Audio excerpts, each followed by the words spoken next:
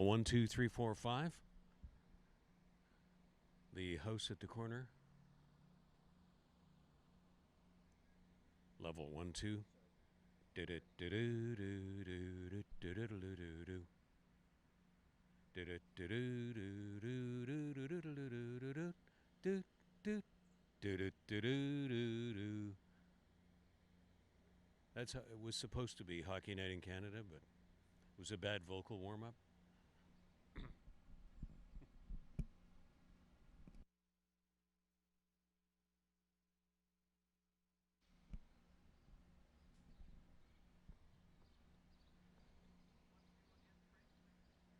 Hi, everyone, and welcome back to Post Time from Fort Erie Racetrack on your TV Niagara.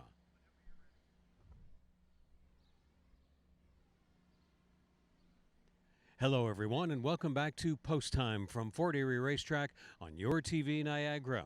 Currently closed to spectators, we want to thank you again for following along on FortErieRacing.com.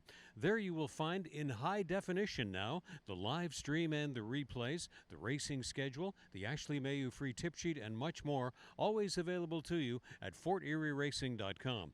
Post time each Monday and Tuesday at 1:10 p.m. and our replay show every Thursday evening at 8 p.m. only here on your TV Niagara. And we're not even near the halfway point of the season yet, so kick back and enjoy the most recent racing action from July 21st program with plenty of great turf racing action for you. It's now post time from Fort Erie Racetrack on your TV Niagara.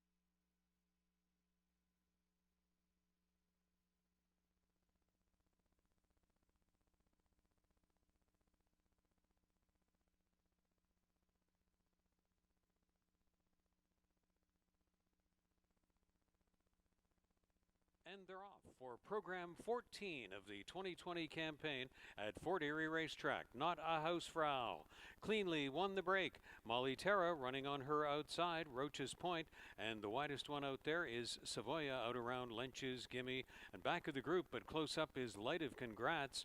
Up on the point, Not a Hausfrau Insau and Lench's Gimme on the outside with Savoia, trying to stay with them. Not a Hausfrau still is the best one on the turn. Lench's Gimme not going away. Savoia has been out there widest of all as they move around to the top of the stretch. The early speed was 22 and 4. Not a Hausfrau, Lench's Gimme, Savoia out there widest, and Light of Congrats runs in on the fence through the stretch. Now diving to the inside was Molly Terra. Widest of all is Light of Congrats, still going. Not a Hausfrau, Not a Hausfrau at 2-1 goes all the way. Here's a good place battle, and on the inside trying to stay for second was Lench's Gimme over Light of Congrats, and then Roach's Point was against Savoia, but none were close to Not a Hausfrau in 58 and 2.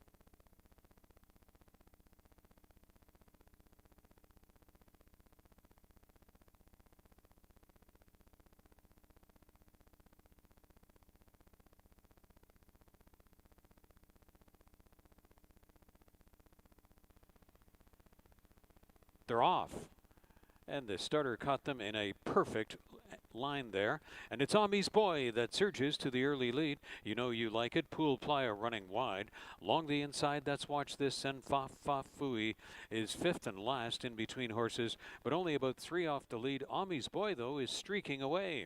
Ami's Boy out there by 2. You know you like it. Then in the pink cap, Pool Playa is running out widest. Fa Fa Fui on into the front 4, and Watch This is now trailing by 2 more lengths. 22 and 3, lung opening first panel for Ami's Boy, trying to bottom out the field. Ami's Boy, you know you like it. Fa Fa Fui has improved again. Pool Playa is all in back there, and 3 more lengths to the trailer. Watch This. Turning for home, Ami's Boy, tackled by Fa Fa Fui, who comes on by. The halftime was 45 and 4. Fa Fa Fui takes over and is moving away in the stretch. Fa Fa Fui to win by 2 or 3 going away. Ami's Boy made all of that speed and did stay second.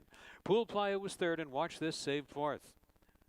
Fa Fa Fui in 1:04 for the 5.5 furlongs.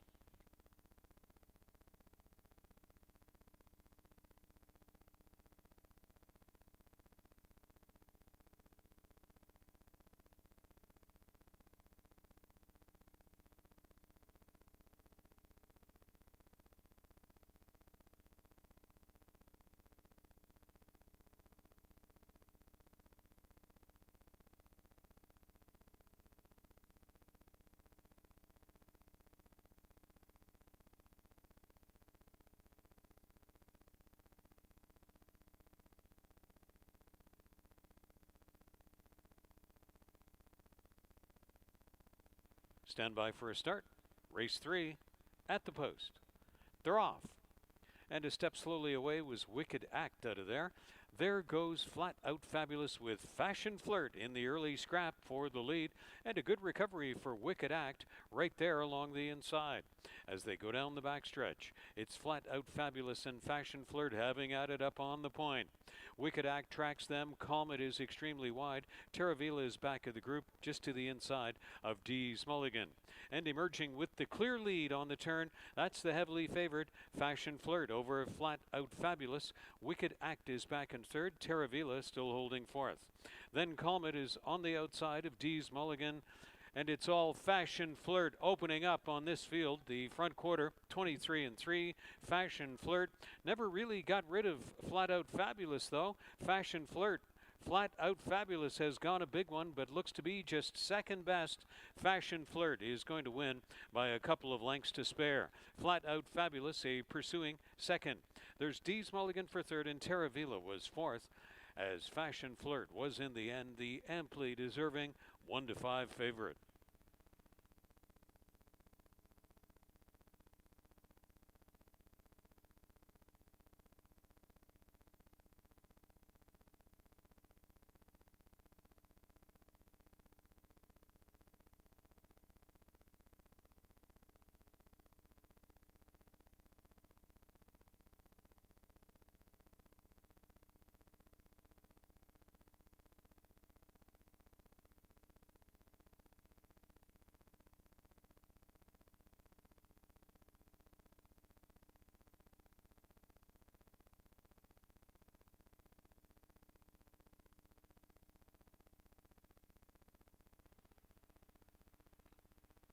They're off. Chairman's Venom was a couple steps slowly away. Rosie Jewel Dancer tried to surprise them out of the gate, but Baby Luna and Sea Lily are going to join the early front-end fracas along with Wedding Ring down in on the fence. Chairman's Venom has done a good job to recatch the field and is back there fifth, just in behind Rosie Jewel Dancer. So they will move into the turn. Baby Luna set up shop on the lead. Sea Lily, the favorite, is in hot and rated pursuit on the outside. Wedding Ring running along there in third. There's Rosie Jewel Dancer fourth and looking a little bit wider, and 5 more lengths to the poorly starting Chairman's Venom. Baby Luna at head stretch. Now the danger from the wide rush. Here comes Rosie Jewel Dancer to the top of the stretch lead. 23 seconds. The opening quarter speed. Rosie Jewel Dancer seizes the lead from Baby Luna. Sea Lily is not doing enough. And down to the finish, it's Rosie Jewel Dancer. At 7-1, Rosie Jewel Dancer and Mark Lee Buchanan in a bit of an upset. Baby Luna second. Sea Lily was only third best and Wedding Ring was fourth. Rosie Jewel Dancer runs the 5.5 panels in 104 and 3.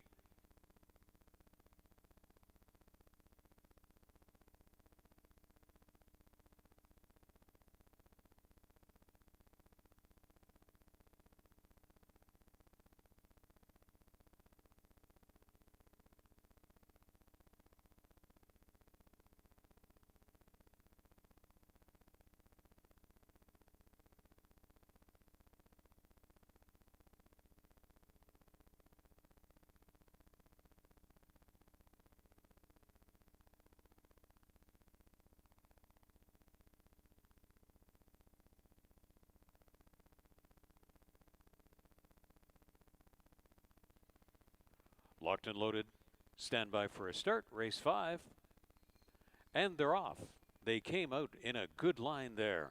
And it's Auntie Catherine going to go off the prohibitive favorite, surging quickly to the lead. Romantic Bliss along the inside. Going to keep tabs is Snell Flicka on the outside. Pinch back a little bit there was Glib Marilyn, and she now is going to run from last in behind Evil Woman. So they are midway in the first of 2 turns and over to the backstretch with Auntie Catherine designated to make the speed. Snell Flicka on the outside. Evil Woman is up there in the front trio now. 2 more lengths to Romantic Bliss, and Glib Marilyn completes the field of a handful along the Fort Erie backstretch through an opening quarter of 24 and 2. It's honest enough speed made by Auntie Catherine. Snell Flicka attending. Keeping tabs on the outside third is Evil Woman. And then Glib Marilyn runs to the outside of Romantic Bliss, hugging the fence. Auntie Catherine onto the turn, 48 and 2. Auntie Catherine, Snell Flicka, and kicking in again is Evil Woman.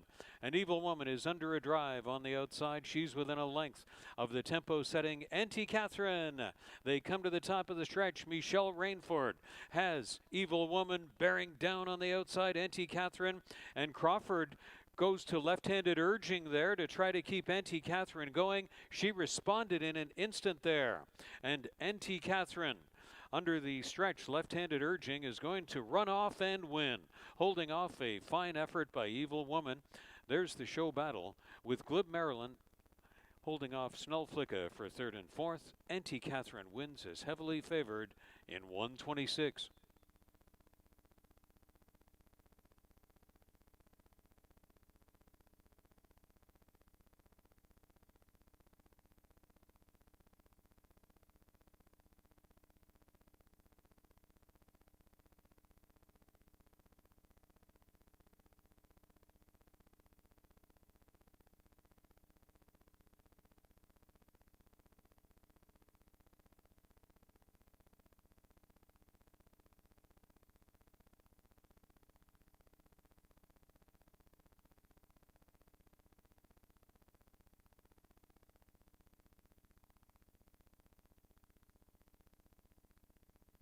and Be the Change. They're off for the Jackpot High Five finale, and Fort Erie Silent Contempt has had a great break. Be the Change from the extreme outside, flashing some good speed. Here comes Wall Street Wolf on through to contest the early tempo. Running just in behind them has been waiting along the backstretch. That one is flanked on the outside by Our Victor. Mr. Chang runs out widest, and Magical Breeze has a lot of work to do back there from the trailing slot. Melanie Pinto is going to give Silent Contempt a shot out on the lead, and stretching the legs away to a 3-length advantage on Wall Street Wolf there, moving into the turn. As they go down to the top of the stretch, it's all Silent Contempt out there winging on the lead. Bean Waiting has come on through in a great spot now. Wall Street Wolf on the outside, then Be the Change. Mr. Chang is fired up. Magical Breeze with a lot of work to do, and Our Victor is now trailing top of the stretch for Silent Contempt through splits of 22 and 4 and 46 seconds, and they're coming at Silent Contempt from the inside and the outside. Magical Breeze has come from a long way back and is sweeping up with Be the Change on the grandstand side. Here comes Magical Breeze from a long way back, getting up. Magical Breeze up in time by a head to defeat Be the Change. Silent Contempt made the tempo and was third best, and then back to Bean Waiting and Wall Street Wolf, and Magical Breeze and Kirk Johnson timed it in 1:17 and 4.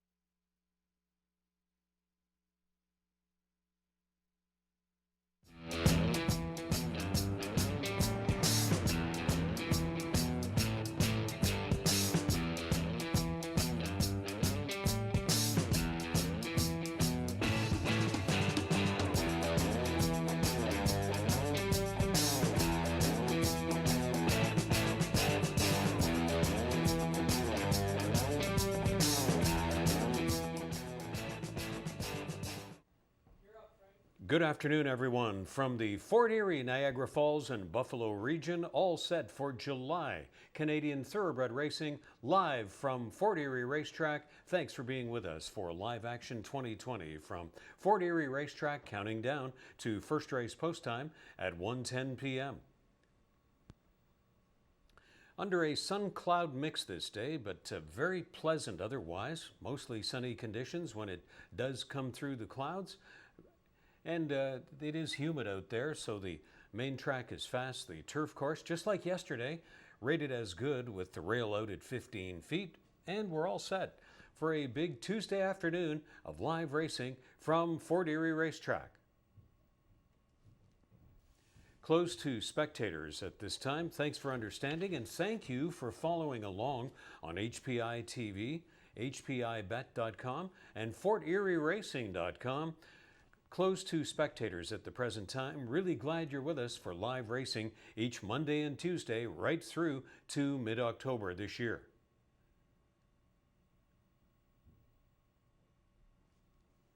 And the major news coming into this program, the Jackpot High Five carryover.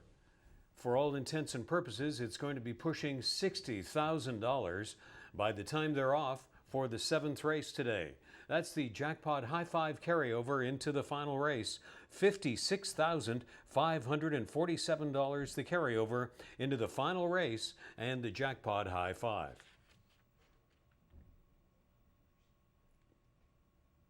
Our live racing schedule, easy to remember this year. Monday and Tuesday, loading them into the gate at 1:10 p.m. Eastern, with the pre-race coverage on the air at 12:35 each day. And that's the schedule for the entire season right through to mid-October 2020 for Fort Erie's live action.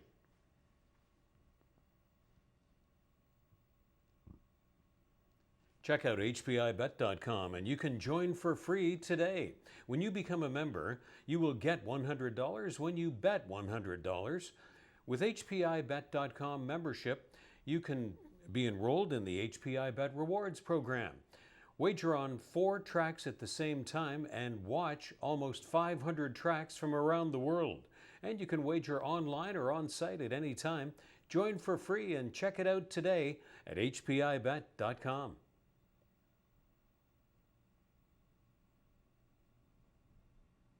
Our weekly highlights and replay show is on Your TV Niagara, on the local Cogeco system in Fort Erie, Niagara Falls, and the entire Niagara region. It's Cogeco Cable Channel 700. Thursdays at 8 p.m. Watch for Post Time from Fort Erie Racetrack, our weekly highlights and replay show only on Your TV Niagara.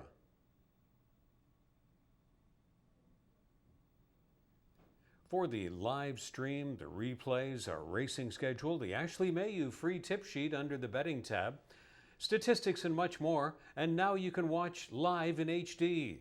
Be sure to check out FortErieRacing.com. Now live in HD.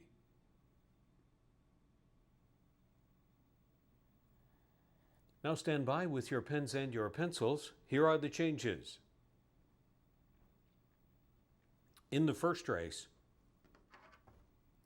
number 3, Chestermere, 1 pound over. 4, Hedeman will race 2 pounds over.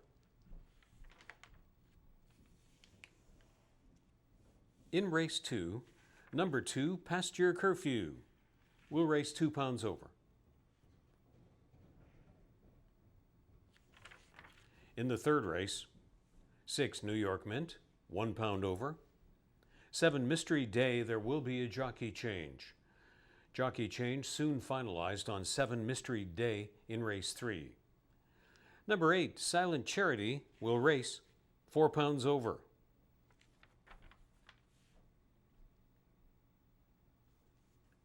In the fourth race, 1, Red Frog, 1 pound over.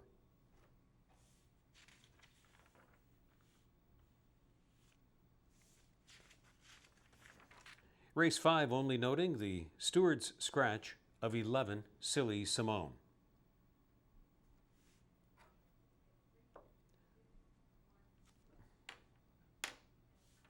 The sixth race, we regret to inform, has been canceled. a complete cancellation and postponement of race 6. So race 6 will not be occurring on the Fort Erie program today, canceled and postponed race 6. More on that in just a few moments. And the 7th race, the finale, with no changes. It is the scene of the Jackpot High Five carryover, with the carryover pool at almost $57,000.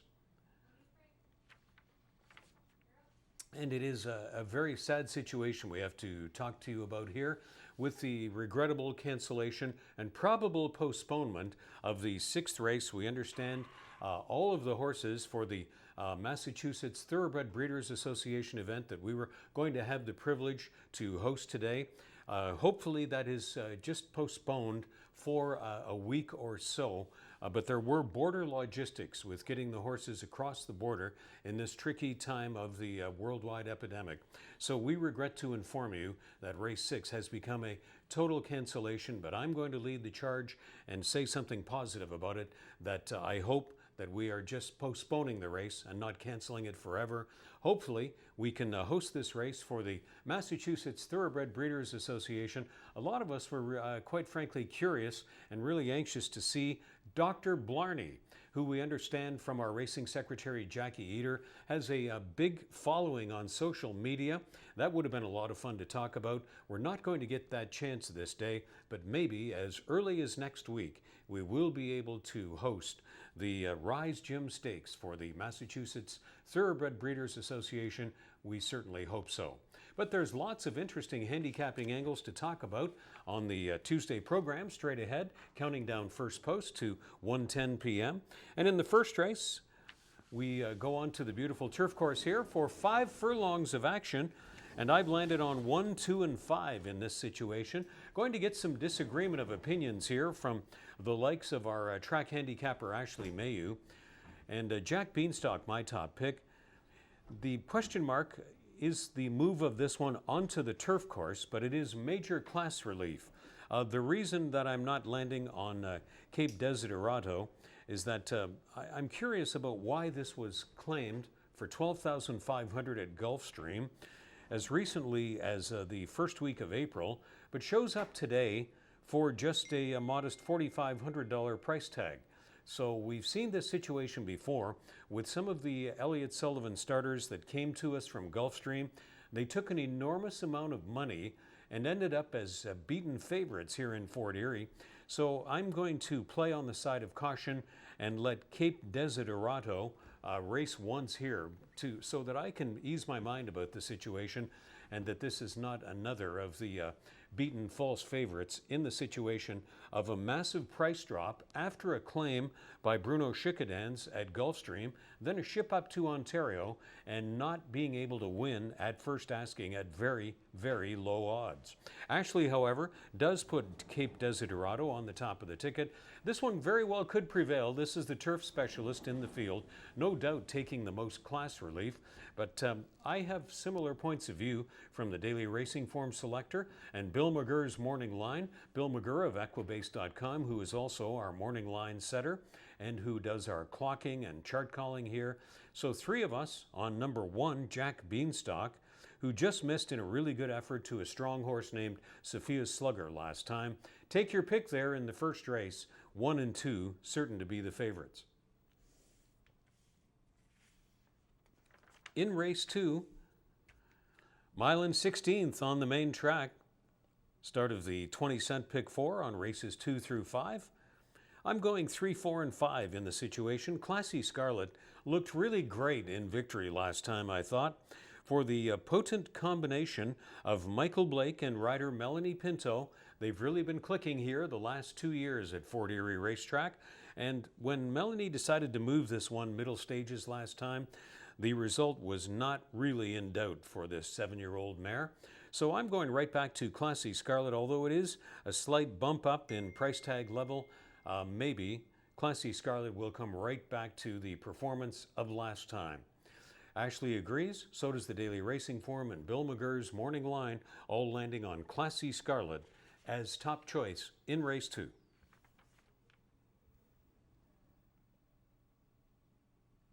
On to the third race. 7 furlongs on the turf course. Love the surface and the distance.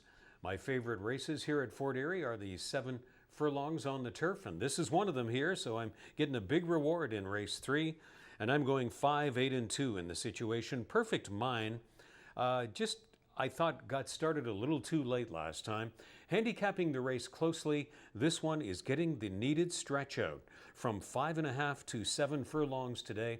I think that'll make all the difference for the prospects of Perfect Mine, another very live-looking horse here for the combination, high percentage I might add, of trainer Mickey Neubauer and rider Melanie Pinto.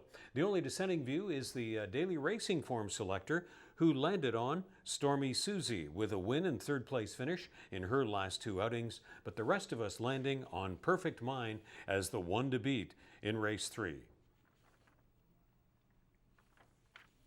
On to the fourth race. 5 furlongs on the main track, 5, 2, and 4 is where I've gone. This is a very rare situation where I will pick a 10-to-1 morning line on the top of the ticket, but I'm going to make my case for Uplifting Spirit. I only do this a few times a year, but I saw the combination of trainer Ravindra Raghunath, Mark Lee Buchanan, and owner Sheila Mohan win fresh off a claim just in recent days here at Fort Erie Racetrack. So I don't very often do this and take this kind of a chance, but I am going to 10-to-1 morning line shot, Uplifting Spirit, maybe, first time off the claim. More success is at hand for trainer Ravindra Raghunath. The other more logical pick, though, I will openly say that, is on number 4, Time to Dance, on the move, back to the main track. Didn't get along well on the turf last time, but looked just 2 starts back for a very fine outing and a near miss with the top prize there. Back in the middle of June for Time to Dance, Howard Newell and Gary Chidobiak with a live-looking horse, Time to Dance, but I'm going to reach for the stars here and go for a whopping price on Uplifting Spirit, fresh off the claim, and hopefully something close to that 10-to-1 for the risk will hold up for my chance here, my big risk, one of them of the year here at Fort Erie Racetrack. On to race 5. And kindly note, we're going to have a lot of wagering changes because of the cancellation of race 6 here. We'll talk about that more in detail as the day goes through the program. But in race 5, we return to the turf course for 7 furlongs of action, and we have a big field here. 10 of them loading in the gate, and I've landed on 2, 5, and 6. Express Banking comes right back at the $6,000 price tag level. Now, admittedly, that was a wide open win on the main track last time, returning to the turf course. So let's see if Tony Adamo and Kirk Johnson have Express Banking as good today on the turf as the filly was last time on the turf course. On the main track, I should say. On the main last time, back to the turf today. So Express Banking, my top call. You could make a strong case, though, for number 6, Giovanna Ponti. Watch the replay of this one from last time. It was a heartbreaking loss, really. She had it won in late stretch, only to be nailed on the line by the hard-closing 21-to-1 shot Benedette's Lady, who was making her season's debut and who has since come back to run a good second. So maybe with the same effort, top prize is at hand, and that's a logical call for Giovanna Ponti. I also want to make a very strong case for number 5, Jack's Memory. Juan Crawford, watch the replays over the past 10 days. He's been in the zone, putting everything in the proper positions. Juan Crawford had 3 winners and a near miss at 9-to-1 in the last race here yesterday. Juan Crawford has really been in the zone, and if something close to that 6-to-1 holds up on Jack's Memory, you better cover some of that on the top of the ticket, I think, in race 5. Jack's Memory and Juan Crawford, a really great team here on the turf course of late at Fort Erie Racetrack, and it's going to be a thriller at 7 furlongs on the turf there in race 5. Again, we regret to inform you that the 6th race has been canceled, and we hope postponed to as early as next week. More details on that upcoming in the days ahead about the potential rescheduling, we hope, for the Massachusetts Thoroughbred Breeders Stakes Association. So on to the seventh race we go, the finale on the program, and the building jackpot high five carryover, $56,547 into this seventh race, and I've landed on 4, 7, and 2. CJ's Flair, well, the trainer and jockey combination have a 41% strike rate. That's good enough for me. Elliott Sullivan and Emil Ramsamy clicking at a 41% rate over the past year from a sampling of 17 starters. CJ's Flair, my top call and the top call of many for that very reason in the seventh race, the scene of the 20-cent jackpot high five. Ashley, the Daily Racing Form, Bill McGurr's Morning Line, all concurring, but a lot of differing opinions on the underneath selections on the ticket. Alert Kitten was a wide open winner last time, and you're getting Juan Crawford in the saddle when he moved Alert Kitten coming around the last turn last time. Alert Kitten was long gone on the field, and I thought that was a really great effort that certainly Alert Kitten can build upon in coming back today.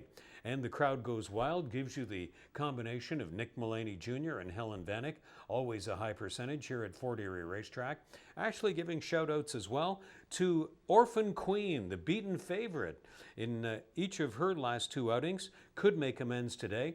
And if you saw the final race yesterday, the way Kirk Johnson came from last to win with Magical Breeze, you will be giving some coverage to 6-1 morning line shot Orphan Queen there in the seventh race. And number 8, I Miss You on the move to the main track is also an item of curiosity that may deserve some ticket coverage there in the seventh race, the scene of the jackpot high five wager. Now counting down the minutes to first race post time at 1:10 p.m. And again, Ashley Mayhew along with the recap of her selections throughout the day. Good luck with your plays, ladies and gentlemen. It's just 15 minutes to first race post time from Fort Erie Racetrack.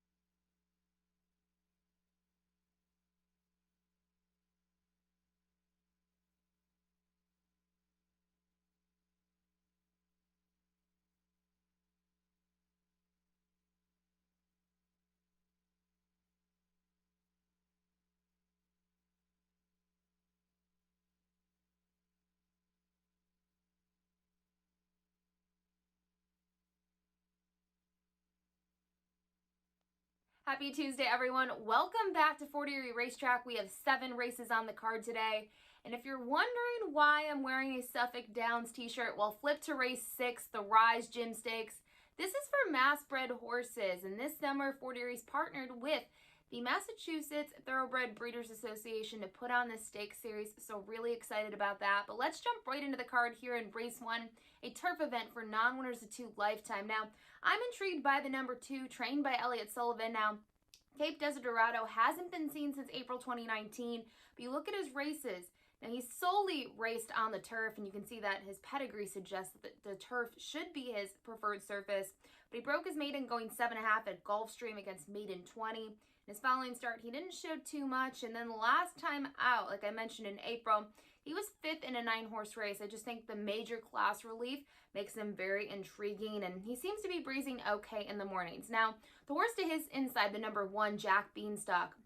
I like this horse. But I'm not sure if the connections were hoping that this race would get moved to the dirt, because last time he was entered as a main track only runner. Now, his most recent performance here over the dirt resulted in a second place finish against allowance non-winners of 2 lifetime. But kind of looking at that, not a fan of him necessarily on the turf, just knowing that he's 0 for 4 so far, but with the class relief, he's still one to consider. Finally, the 5 JMR victory lap is the most accomplished runner here locally over the turf course. 4 for 4 in the money. He broke his maiden 3 starts back, fresh off the layoff, going 5 furlongs. Next time out, he just tired a little bit going 7 furlongs, and I think most recently we can put a line through the dirt race. So I expect major improvement from him getting back on the turf today.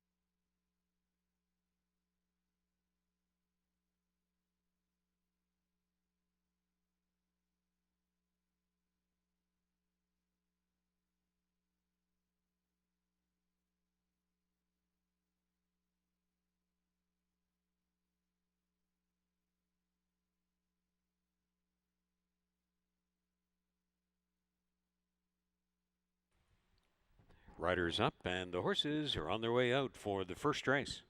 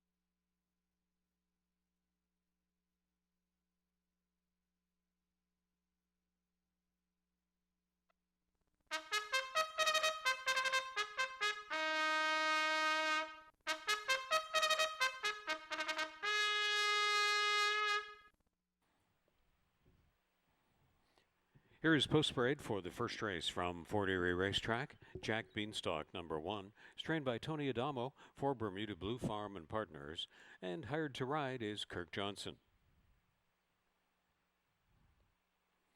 Cape Desiderato, number 2, is trained by Elliott Sullivan for Bruno Schickadance, and hired to ride is Chris Husbands. Chestermere, number 3, Carl De Freitas up for Dominic Polsinelli.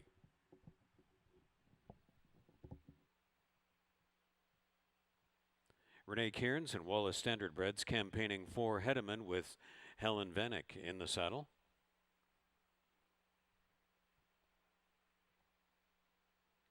JMR Victory Lap is number 5, conditioned by Ken Elbu for JMR Stable in the irons. Juan Crawford. And Wise Chance is number 6, trained by Louis Capi for Fortunato Galati, and the jockey is Melanie Pinto. Claiming field at 5 furlongs on the turf course, it's the Tuesday opener from Fort Erie. Kicks off a 20-cent pick 3. There's Superfecta, Rolling Double, Trifecta Exacta, Win Place and Show, Race 1, coming up from Fort Erie Racetrack.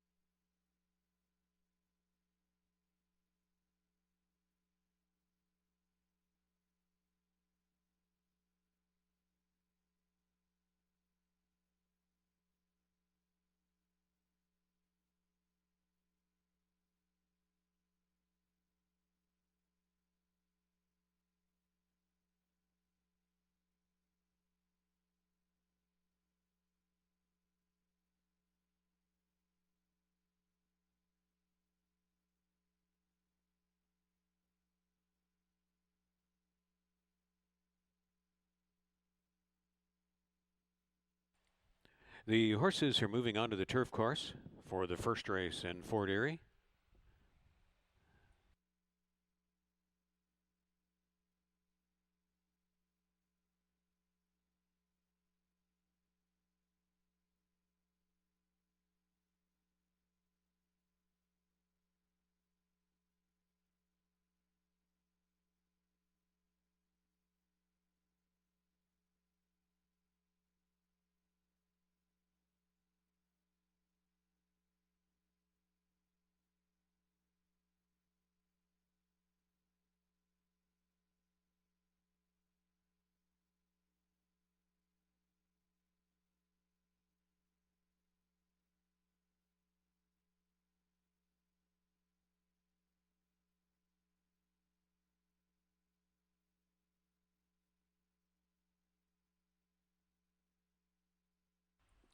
Now the starting gate is in position at the 5 furlong point on the turf course.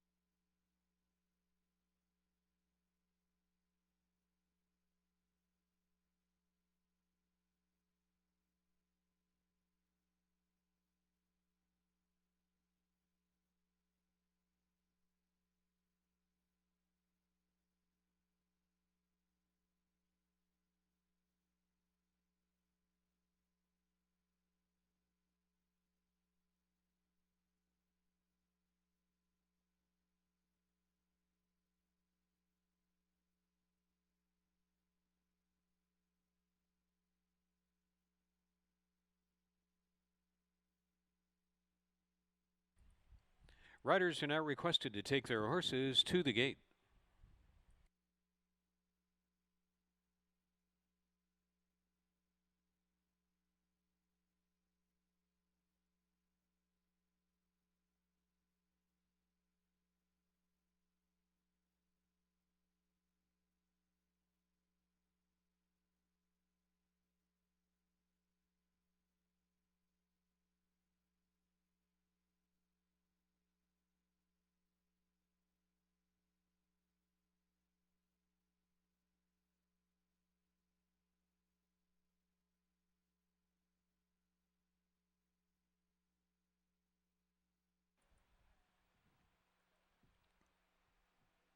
They've reached the starting point. They're readying to load.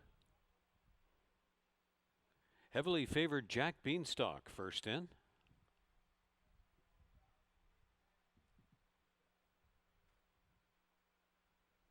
There goes second choice Cape Desiderato.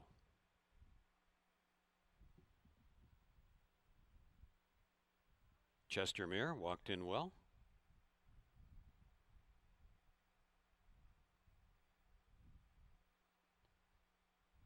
Hedeman takes position.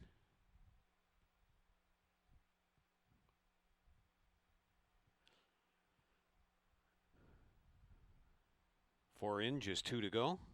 And there goes JMR Victory Lap. Wise Chance completes the line. Stand by for a start. They're at the post, and they're off. For program 15 of the 2020 campaign at Fort Erie Racetrack, 4 of them came out in a line there, and along the backstretch, Jack Beanstalk is going to make the tempo, prompted along by Chestermere. Right there, tucked in third behind the speed is Cape Desiderado. JMR Victory Lap is fourth, and then Hedeman and Wise Chance on the outside. So going to the turn, Jack Beanstalk and Chestermere have had a protracted top-end speed duel. Tracked along in third by Cape Desiderado. JMR Victory Lap comes off the fence and may have more to offer from fourth. Hedeman tagging along well in fifth. 4 more lengths to Wise Chance trailing. Chestermere trying to put away Jack Beanstalk at head stretch. Cape Desiderado swings out to the extreme outside. 4 across in a line into the stretch. 22 and make it 23 and 3. 47 and 3. Farthest outside, Juan Crawford can do no wrong these days. JMR Victory Lap to win. Catching Cape Desiderado on the line, looking for second was Chestermere, and Jack Beanstalk set the tempo only 4th best as JMR Victory Lap wins the opener in Fort Erie at 5-1 for Juan Crawford.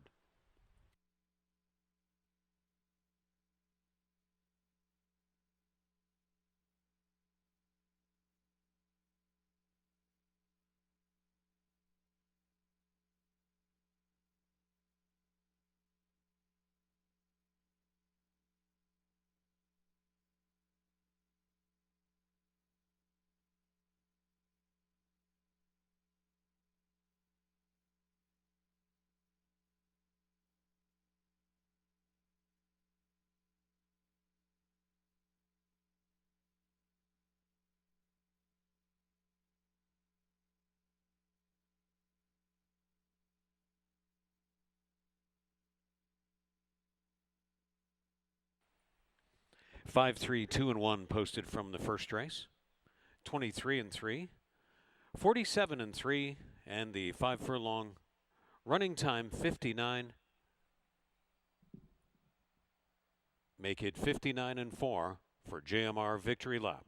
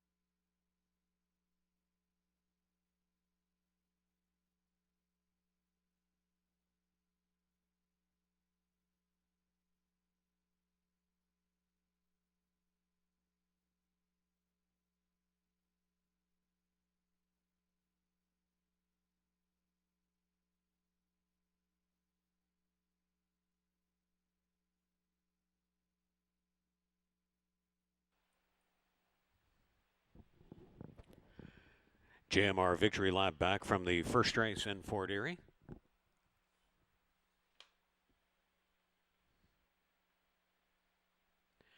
Four-year-old Bay Gelding by Victor's Cry from First Corsage by Grindstone. Bred in Ontario by Shenandoah and Hedgestone Management Farms. Trained by Ken Elbew for JMR Stable. And Ontario's hottest rider of the past several weeks in the month of July, Juan Crawford does it again. JMR Victory Lap. 59 and 4 in the first when posted official.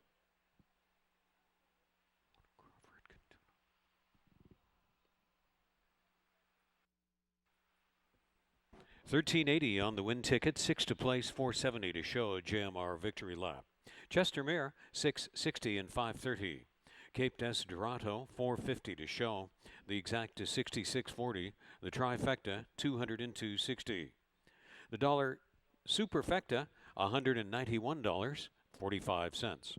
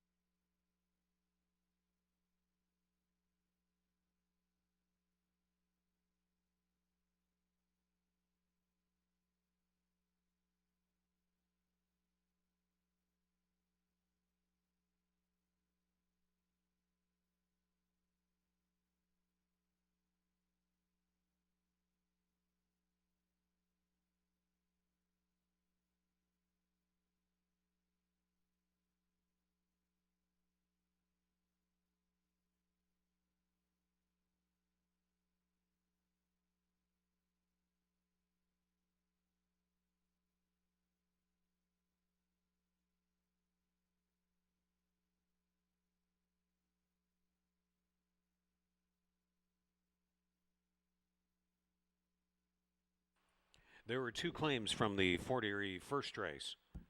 One Jack Beanstalk, claimed by new owner and trainer Des Maynard for $4,500. 3 Chestermere,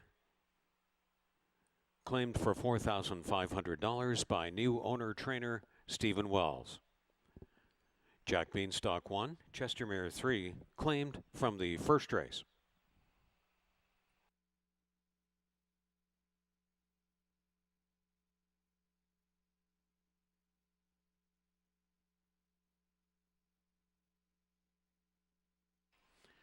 Be sure to check out hpibet.com and join for free today.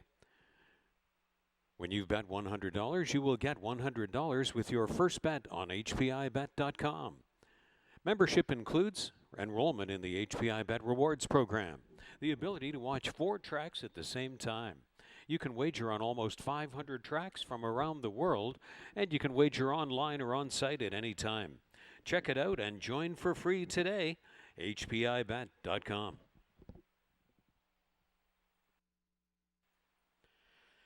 In the Fort Erie second race, 2 Pasture Curfew will race 2 pounds over. Post time at 1:43 p.m. Race 2 from Fort Erie.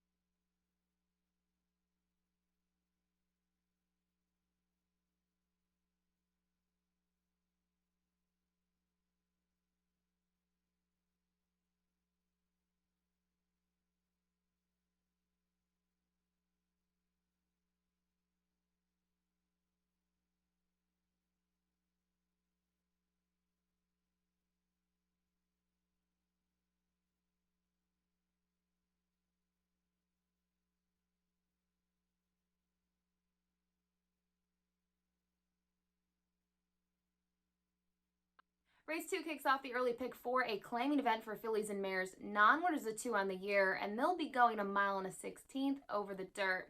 The 3 Classy Scarlet won last time out here, and only her second start at the meet. Now, I think the difference, if you look at that race, not only was it on the dirt, and she really likes the dirt here, but she was in the race earlier. She typically finds herself shuffled a little further back than that most recent effort. She typically has too much work to do late, but this set up beautifully for her. She was able to make up ground in the stretch to draw off by 2, so I could see a repeat performance from her today, and it's also nice to see that she's beaten several other runners in here. The number 1 Rebel Lioness made her first start since February here on the 30th of June. And they tried her on the turf, and she's done okay on the turf, but I actually prefer her on the dirt here. If you look at her dirt races this winter at Mahoning Valley, you'd think that she fits this level perfectly. She raced at similar conditions. She had a pair of seconds. She had a win. She had a third, and they were all at the mile distance. So the distance should be fine for her. I do think with her being an older mare, maybe she needs a second race since February to really get rolling late.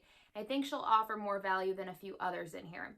Finally, the 4 Court Reporter was second last time out to Classy Scarlet, but really was no match, couldn't close the gap, and was kind of second throughout. Still a respectable performance. You know, this one's 2 for 3 in the money here at Fort Erie. Did have a win in late 2019 at Mahoning Valley and won impressively. So, you know, this one is one to consider, I think, in the first start here this year, the turf race. Got to draw a line through. But for me, I really could see Classy Scarlet, you know, repeating that most recent effort and beating this field today.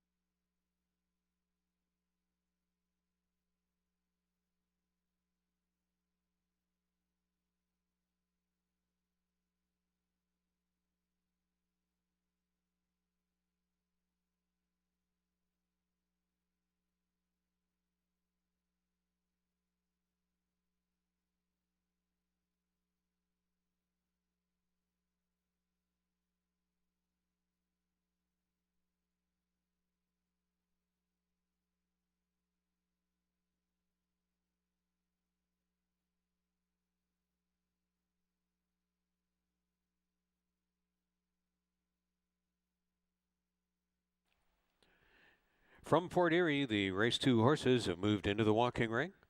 7 minutes to post.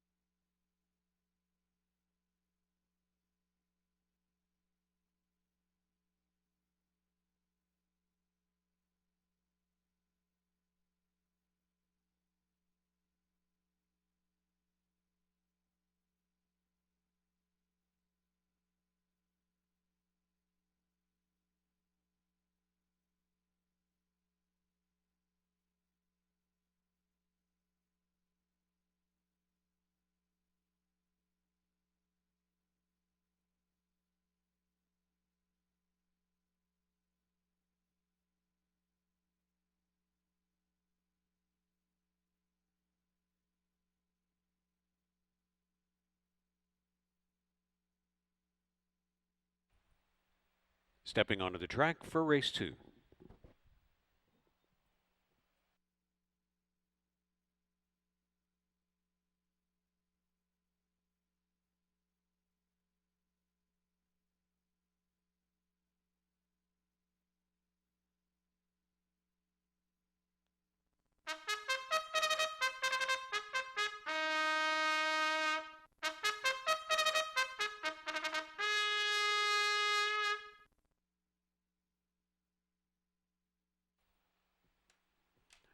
It's Rebel Lioness on post parade for race 2.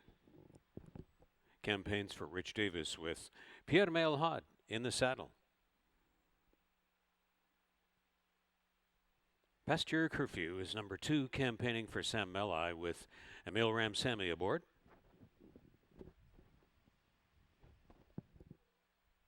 Michael J. Blake training Classy Scarlet 3 for Ascot Stud, hired to ride Melanie Pinto.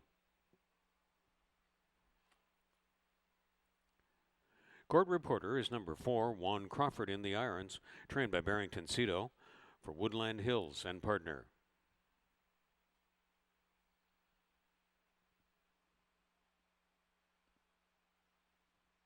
Hilltop Harmony is number 5, conditioned by Julie Mathis for Six Brothers Stable.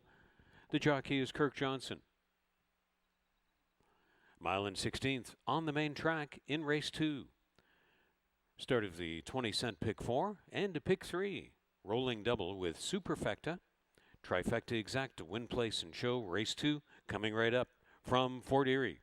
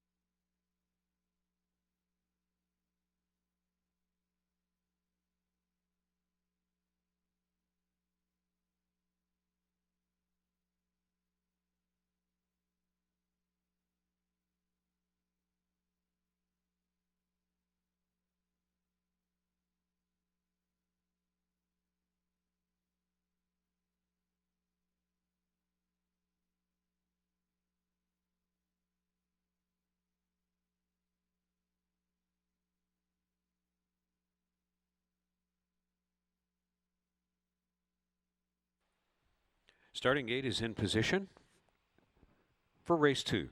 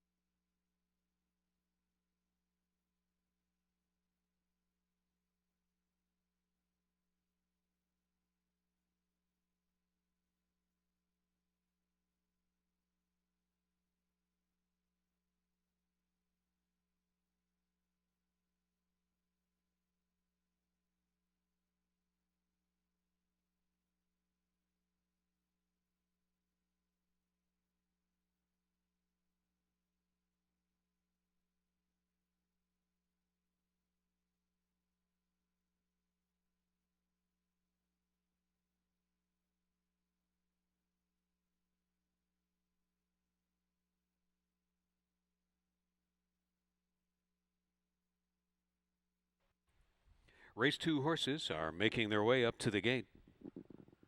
Time running out for the race 2 wagers.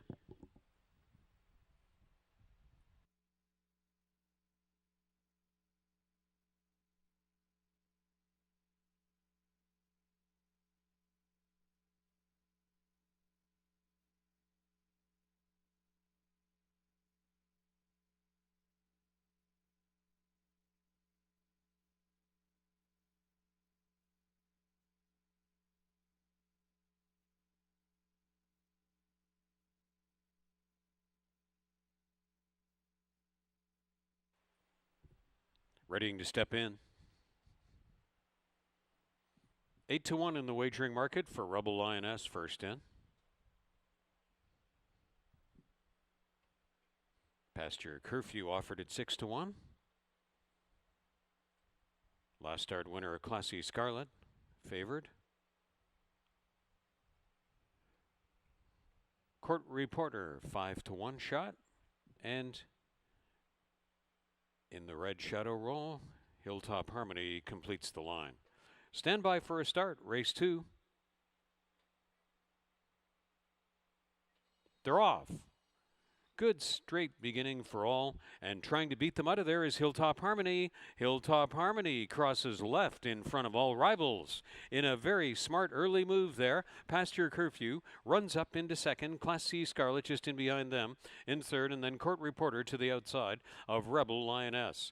And the story of the early stages is Kirk Johnson with Hilltop Harmony crossing over to set the tempo 24-2 the first fraction, and they move over to this Fort Erie backstretch.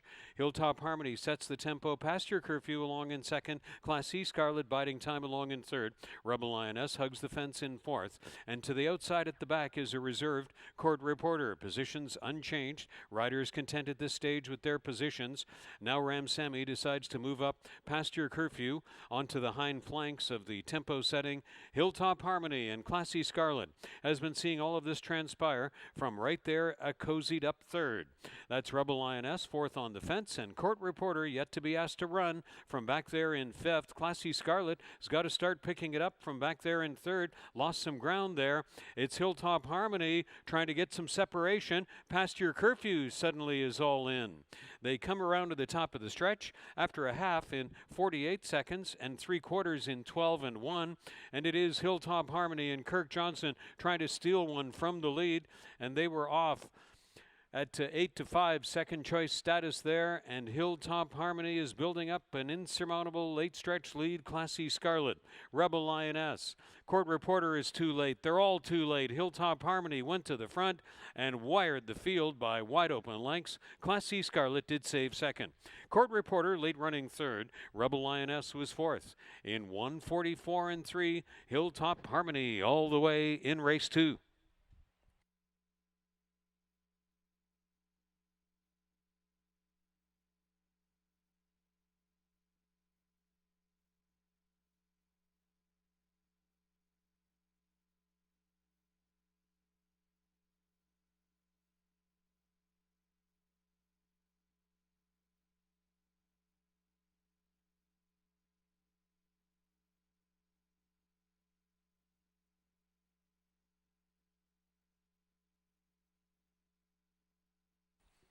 Five, 3, 4, and 1 posted from race 2. 24-2, 48 seconds. 3/4, 1:12-1. Mile rating 1:37-4. And the mile and 16th, 1:44-3, Hilltop Harmony when made official.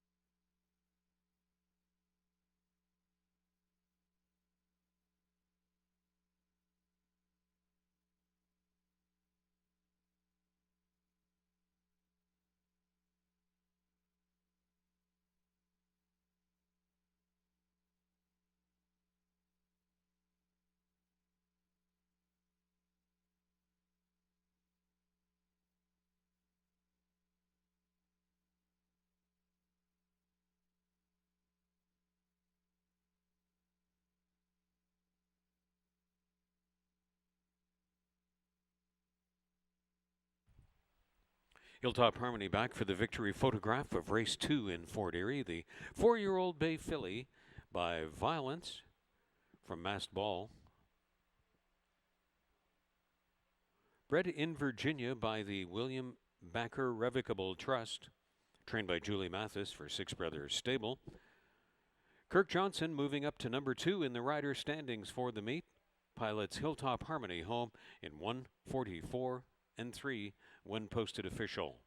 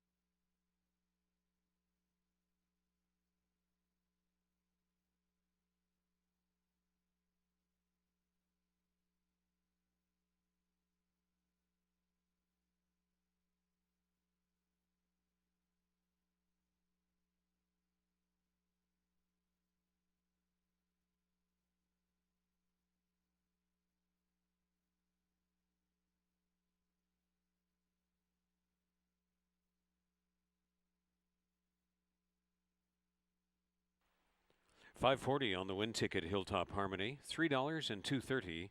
Classy Scarlet $3.70, $2.20. Court Reporter $2.40. The Exact at $12. The Trifecta $21.70. The dollar Superfecta 5, 3, 4, and 1 returns $58.25. And the first rolling double $33.80 for the 5-5 combination.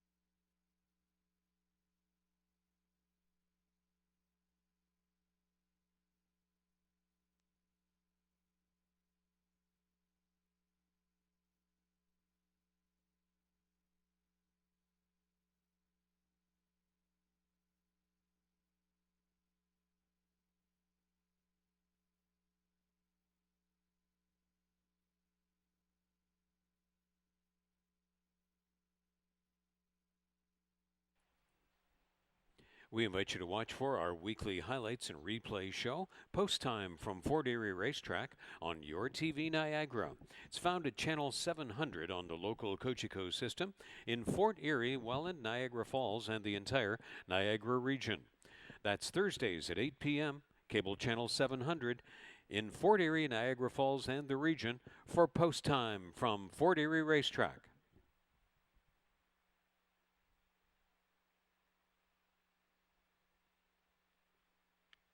Race 3 changes.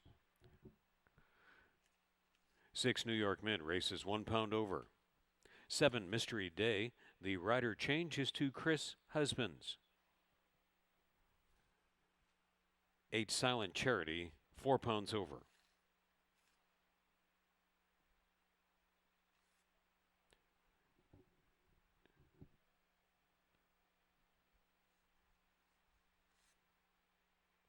Third race post time set at 2:18 p.m. from Fort Erie Racetrack.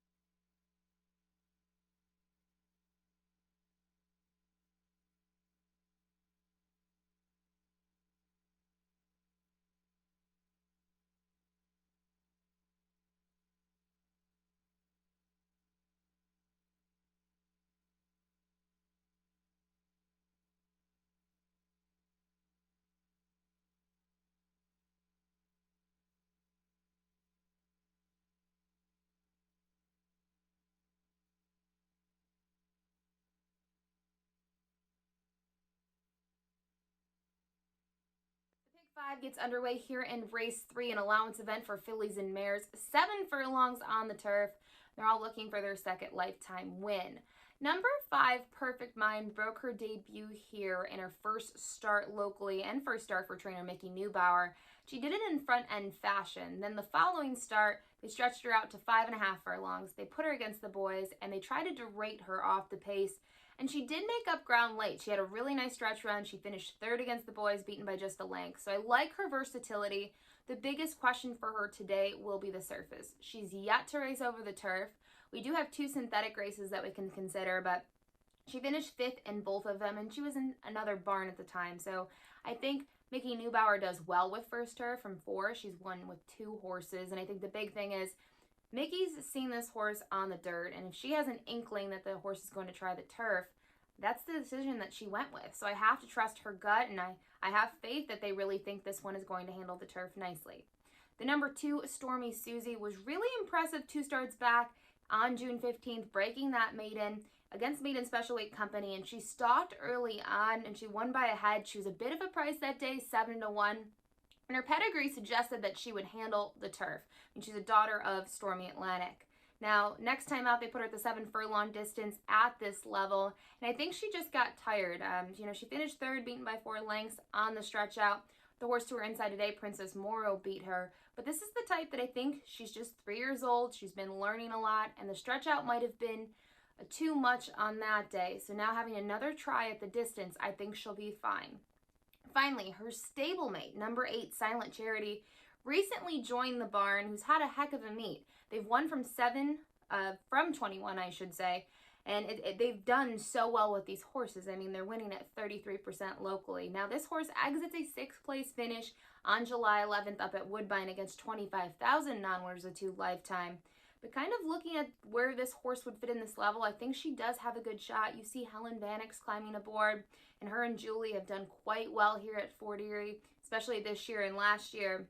This one has some very strong breezes over the turf course up at Woodbine. I'm wondering if the cut back in distance from 1 1/16 to 7 furlongs can make a big difference today.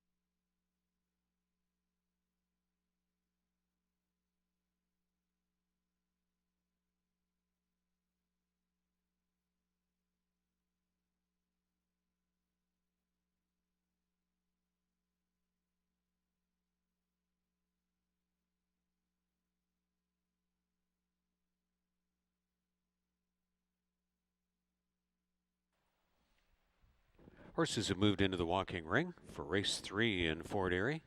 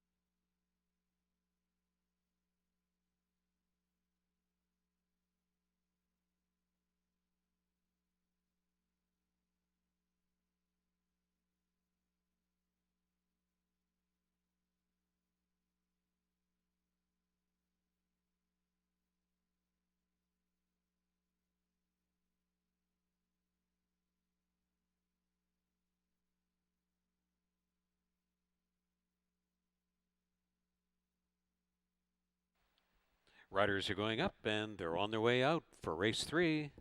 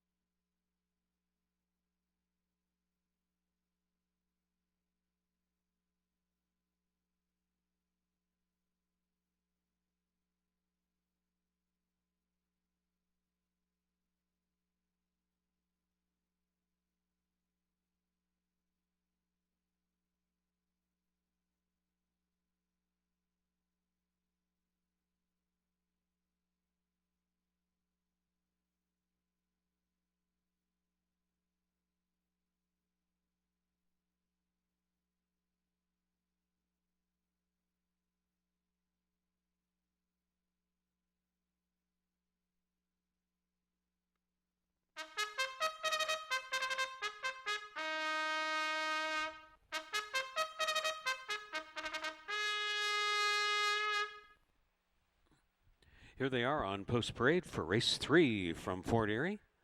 Princess Morrow, number 1.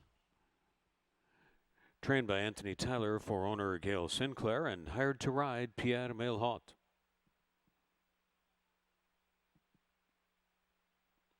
Stormy Susie is number 2, partnered by Kirk Johnson. Trained by Julie Mathis for the ownership of Pier 1 Stable. Moon Rover, number 3, conditioned by Michael J. Blake for Ascot Stud and Partners in the irons, Juan Crawford. Miss T. Blonde, number 4, is campaigned by Malcolm, Anthony, and Nikki Alderson. Nikki rides. Mickey Neubauer trains for Charles Fipke and Melanie Pinto hired back to ride 5, Perfect Mind. 6 is New York Mint, Sunny Singh aboard for owner and trainer Michael Bennett. Mystery Day is number 7. Trained by Willie Armada for Ontario numbered in the irons Chris Husbands. Chris Husbands rider change on 7, Mystery Day.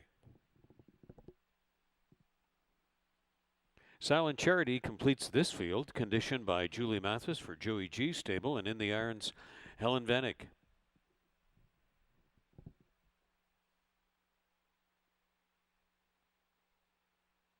Seven furlongs on the turf, filly and mare allowance event.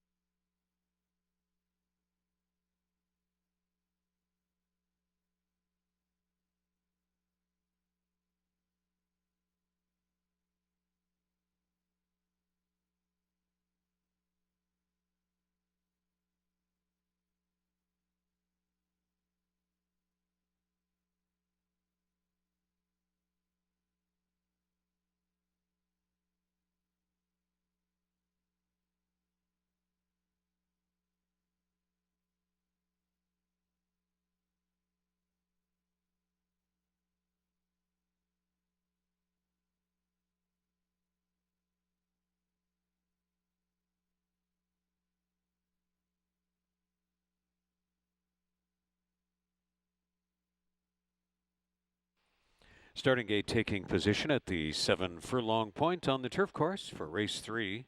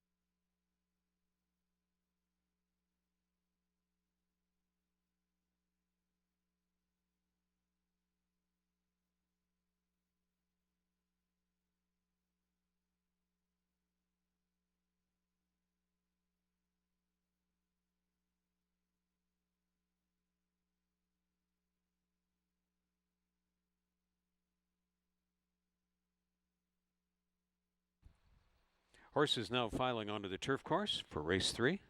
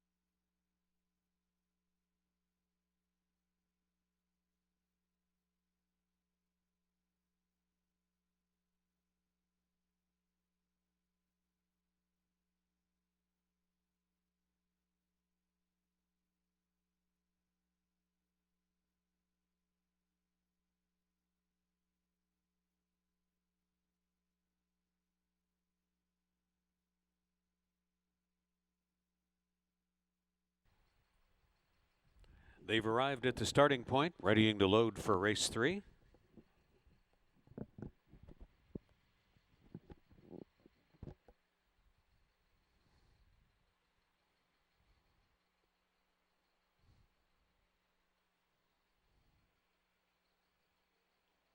Even looking bored. Princess Morrow first in.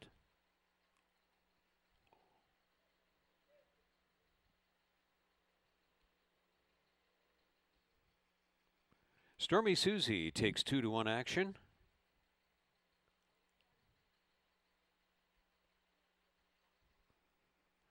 Moon Rover and Juan Crawford in double digits.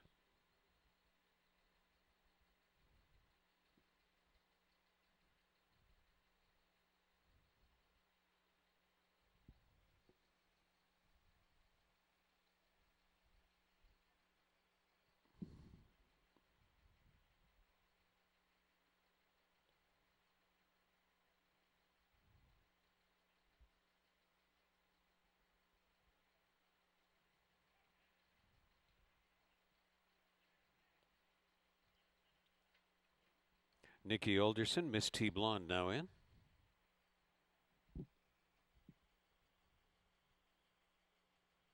Perfect Mind tepid favorite at 5-2. New York Mint. Mystery Day with Chris Husbands. Silent Charity and Helen Vanek to look to complete the line.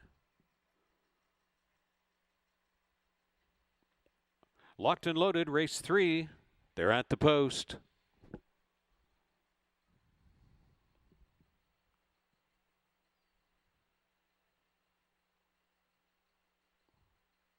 They're off.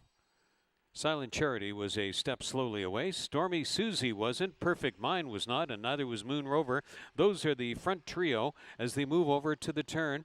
And then Mystery Day is flanked on the outside by Silent Charity, who's recovering from that step slow start. Moving third from last in New York Mint, just in behind Miss T Blonde, and along the inside was Princess Morrow last away. Round that turn and over to the backstretch, Juan Crawford sets up shop on the lead with Moon Rover, then Perfect Mind. Silent Charity runs out widest. Stormy Susie along the inside in the front 4, and Mystery Day is in the front flight of 5. 2 more lengths to New York Mint along there in 6th. Miss T Blonde reserved as usual by Nikki Alderson. Back there in 7th, and Princess Morrow starts the motor running from 8th on the outside.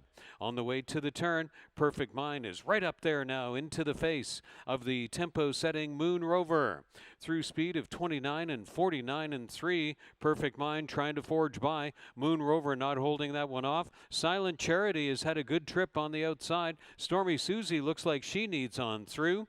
And then it's back to Mystery Day. New York Mint, Miss T Blonde rolling wide, and the trailer to head stretch, but not far away was Princess Morrow. Perfect Mind is a bit of a breakaway.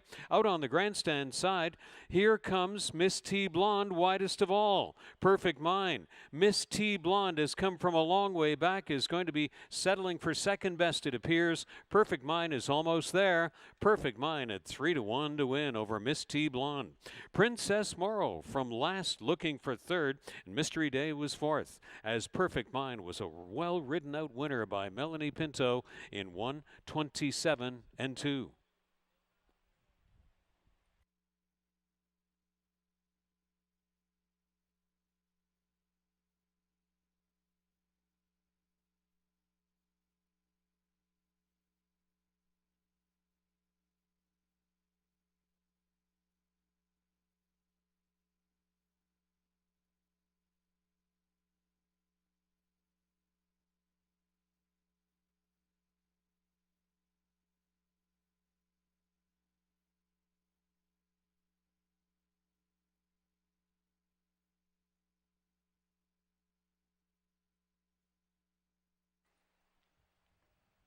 Five, 4, 1, 7 is posted unofficial. 25, 49 and 3. 3/4 in 1:15. And that turf 7 furlongs, 1:27 and 2 for Perfect Mind.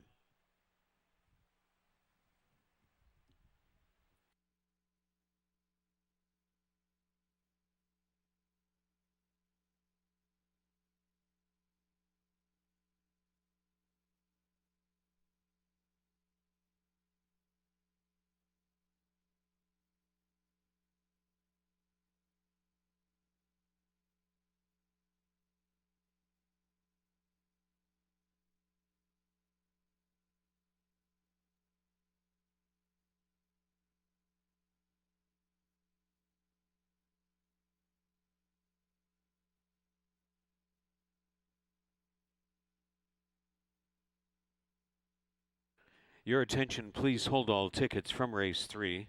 There is a rider claim a foul. The rider of 3 has launched a claim of foul against the rider of 5. 3 on 5 is the rider claim of foul. The jockey of 3 has launched a claim of foul against the rider of 5. Please hold all tickets. Third race results unofficial.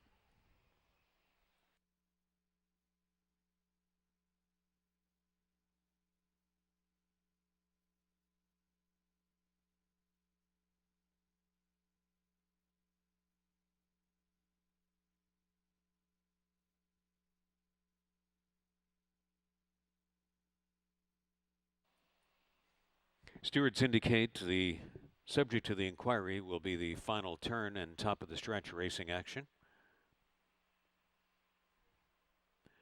And the steward's decision on the jockey claim of foul will involve video review and the rider interviews. Rider of 3 launching a claim of foul against the rider of the unofficial winner 5. Please hold all tickets from race 3 in Fort Erie.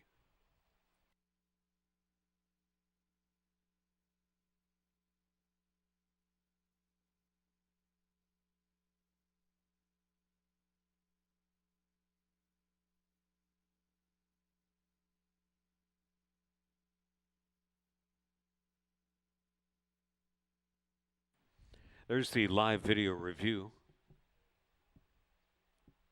now on public view.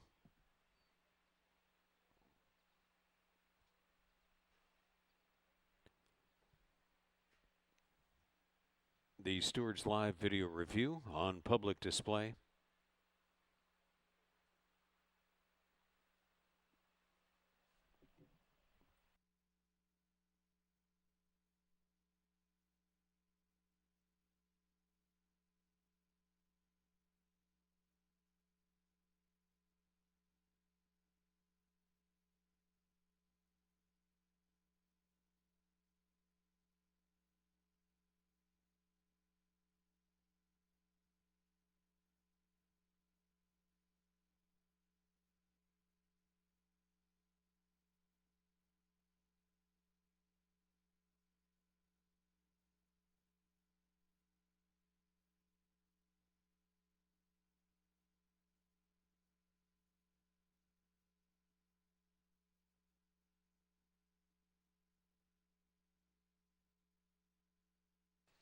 Here's the backstretch head-on tower shot of the steward's live video under review.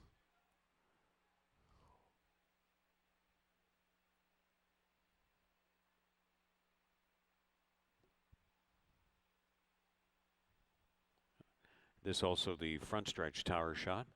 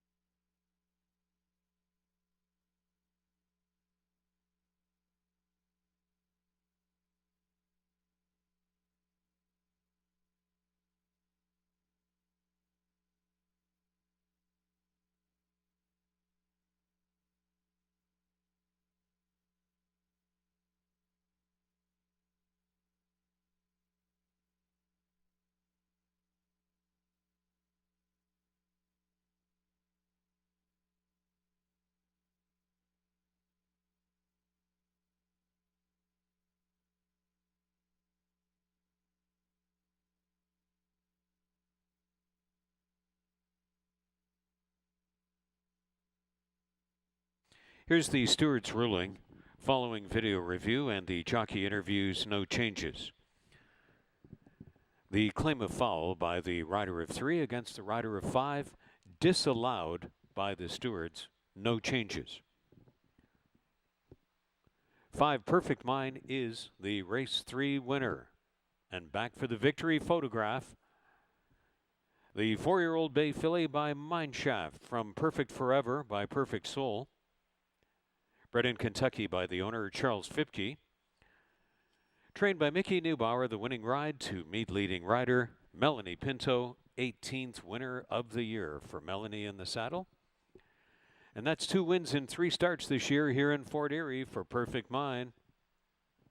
Ran that 7 furlongs on the turf in 1:27 and 2 to win race 3.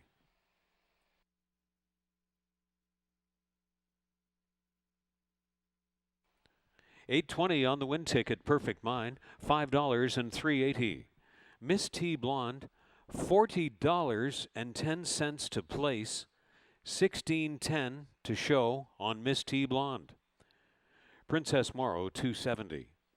The Exacta, $219.80. The $2 Trifecta, $625.90. The $1 Super, 5, 4, 1, and 7, $2,570 and a nickel. Rolling Daily Double, $17.20. And the pick 3 ended on race 3, $101.85.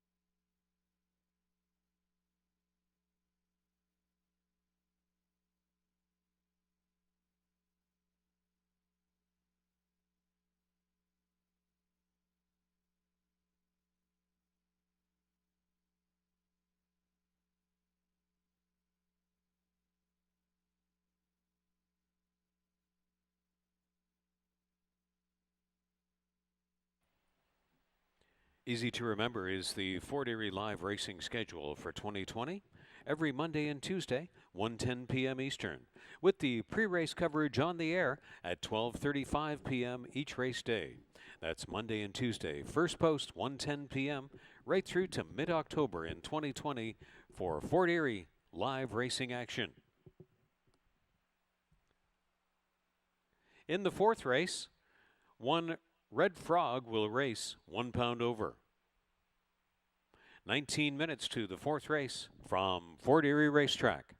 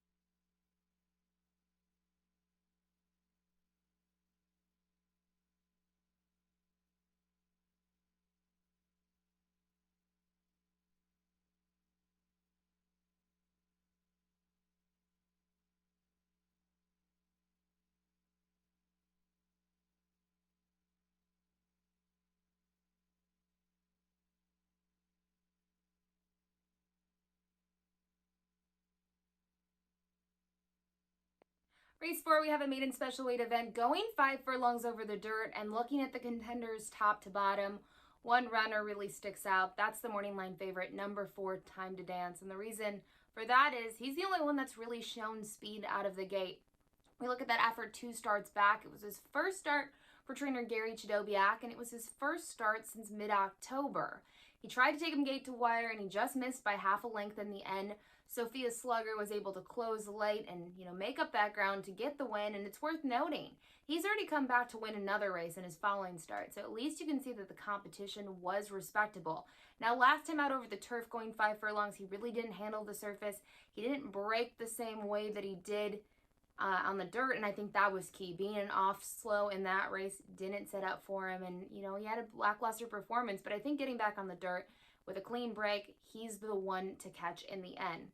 The number 2, Dr. Uptown, only has 1 start under his belt and was exiting the same race as the number 4, Time to Dance on the turf.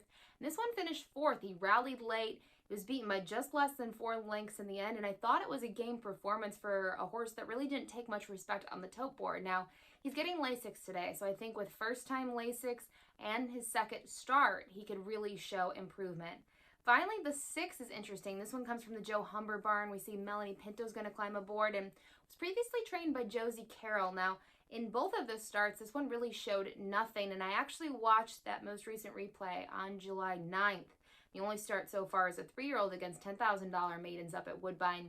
And he seemed to be really green. He wasn't aggressive. He seemed a little rank, and Luis Contreras really had to get after him on the backstretch. So I'm not sure he's figured out the whole racehorse thing, but I think maybe a different rider and a change of scenery and also a new surface might be able to turn things around for him, and maybe we'll see him get a minor share today.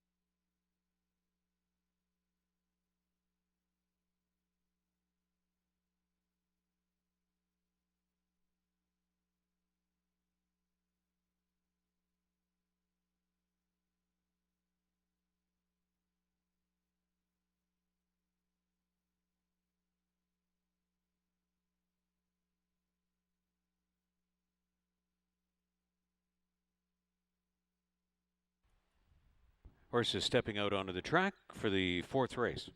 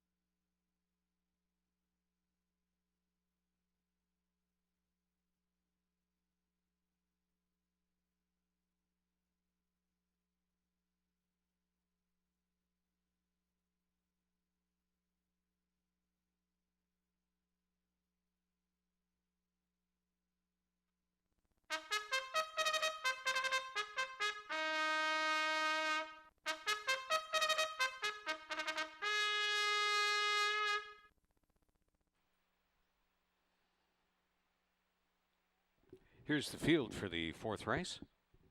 Red Frog is number 1, trained by Ashley Bernass for Colebrook Farms. In the irons, Sunny Singh. Dr. Uptown is number 2, conditioned by Paula Loescher for Robert Simonek. Hired to ride Pierre Mailhot. Joe Humber is training for Terra Horse Farm. Nikki Alderson hired to ride number 3, Sparkish. Time to Dance is number 4, trained by Gary Chidobiak for owner Alan Osborne. Rider is Howard Newell.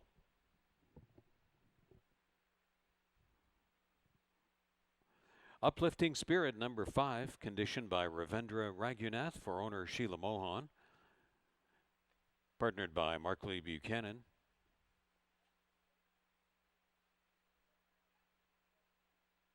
And the 6 is Itilio, conditioned by Joe Humber.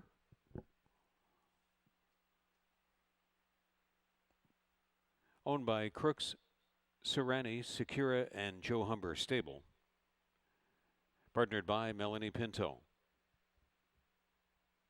Maiden allowance field for the fourth race. Fourth race, post time fast approaching from Fort Erie Racetrack.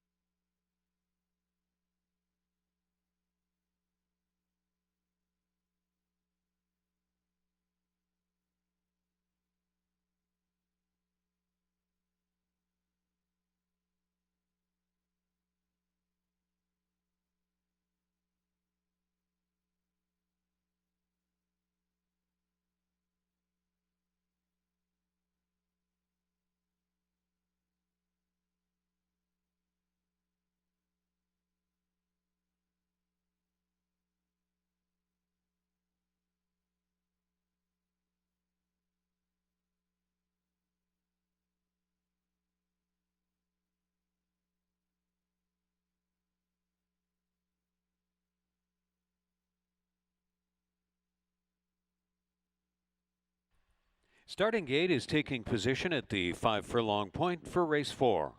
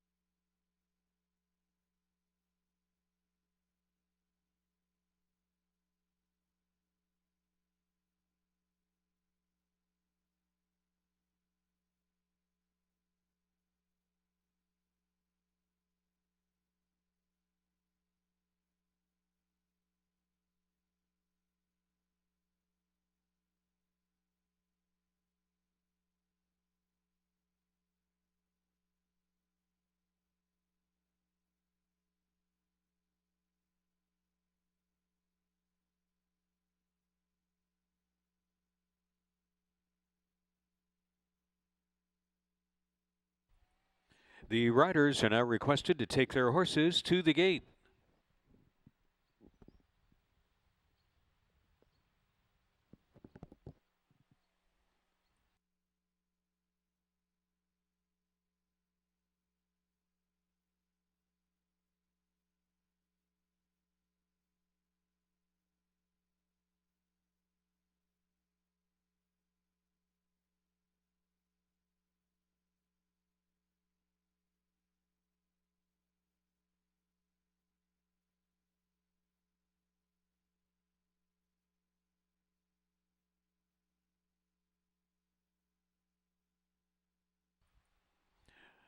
They're moving up to the starting point, readying to load for race 4.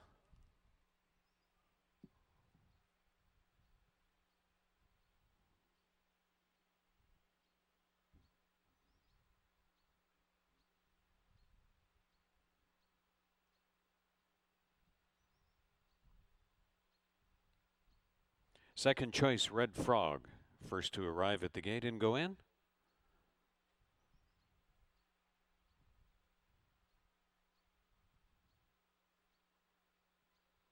$7-2 in the wagering market for a Dr. Uptown.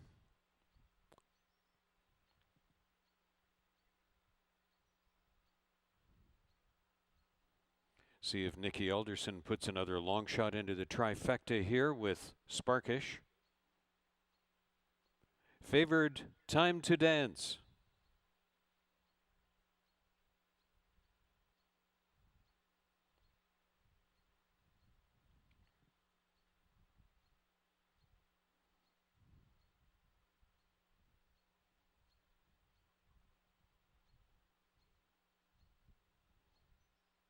Uplifting Spirit.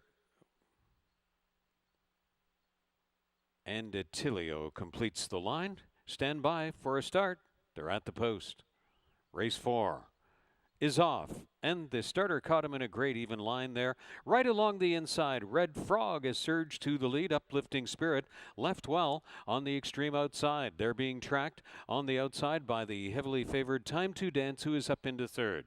That's Dr. Uptown running along the fence in fourth. Sparkish is a reserve at fifth. On the outside of Sparkish to the rear is Attilio. So on down to the top of the stretch. Trying to show the short way all the way is Red Frog. Time to Dance is still coming. Uplifting Spirit now back in third, Dr. Uptown fourth, and then Attilio and Sparkish to the rear of the field. Red Frog is confronted by Time to Dance on the outside. The front quarter was 23 seconds. Red Frog is still going, staving off Time to Dance. Red Frog has 2 on the field and roars away to show the short way home for Sunny Singh at 5-2. Red Frog all the way. Time to Dance got close but was second best. Dr. Uptown, a late running third, and Uplifting Spirit was fourth. Red Frog, much the best one there, though, in a snappy 57-2.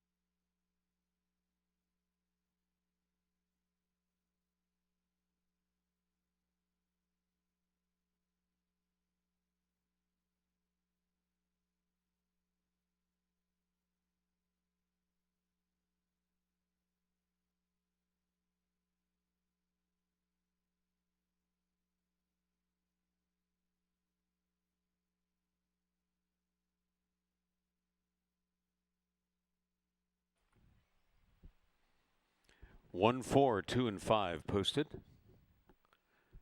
23 seconds, 45-2 at the half. And the 5 furlongs in 57-2, Red Frog.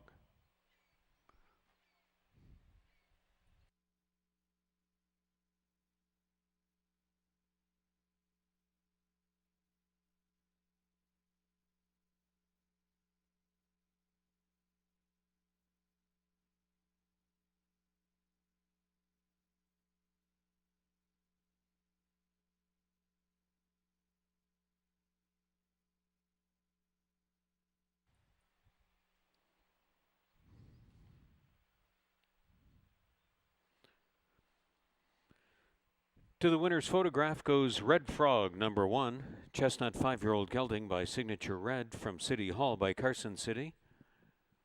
Bred in Ontario by the owner of Colebrook Farms, trained by Ashley Bernass. Winning ride to Sunny Singh, his 6th on the meet.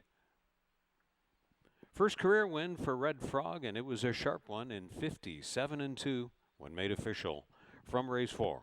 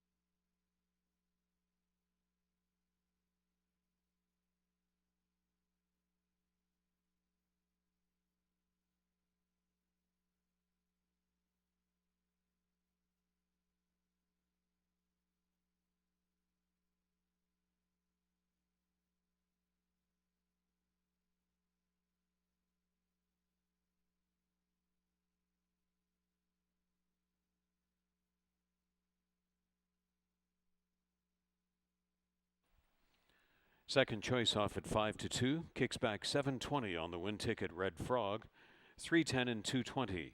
Time to Dance 230 and 210. Dr. Uptown 220. The exact to $12 even, the trifecta 1830. Dollar Superfecta of 1, 4, 2, and 5, $42.75. Daily Double ended on the fourth race, $37.20. And the Pick 3 ended on race 4, $33.65.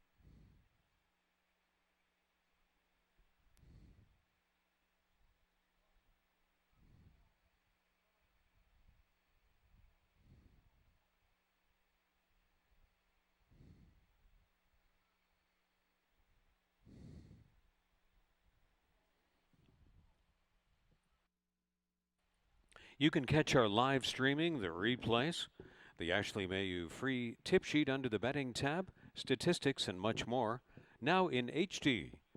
Watch live in high definition, FortErieRacing.com.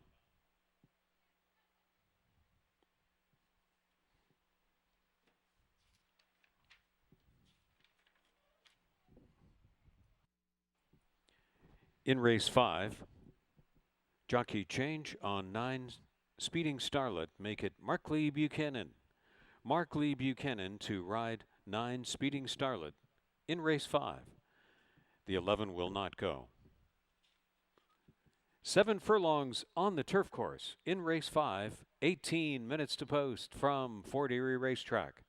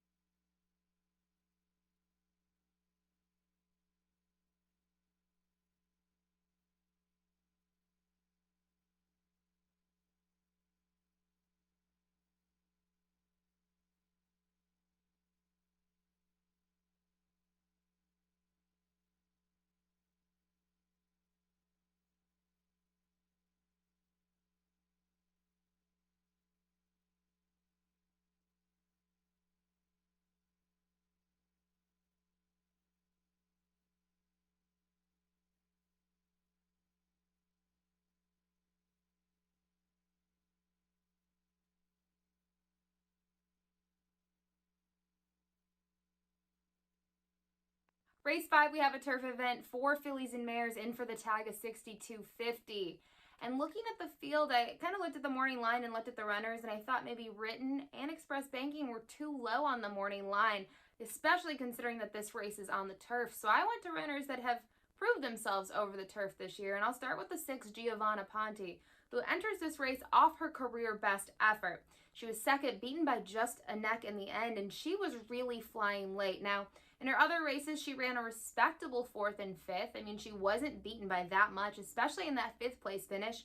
You can see, yes, Secretary's Honor and Express Banking beat her, but the winner, Midnight Brew, a very accomplished mare, especially on the turf. So I think this one is improving with each start and looks to be getting into form just about now. The 5 Jack's Memory, 3 starts here at 40 over the turf. See, that first start on June 9th resulted in a win. That second lifetime win against allowance non-winners of 2 lifetime.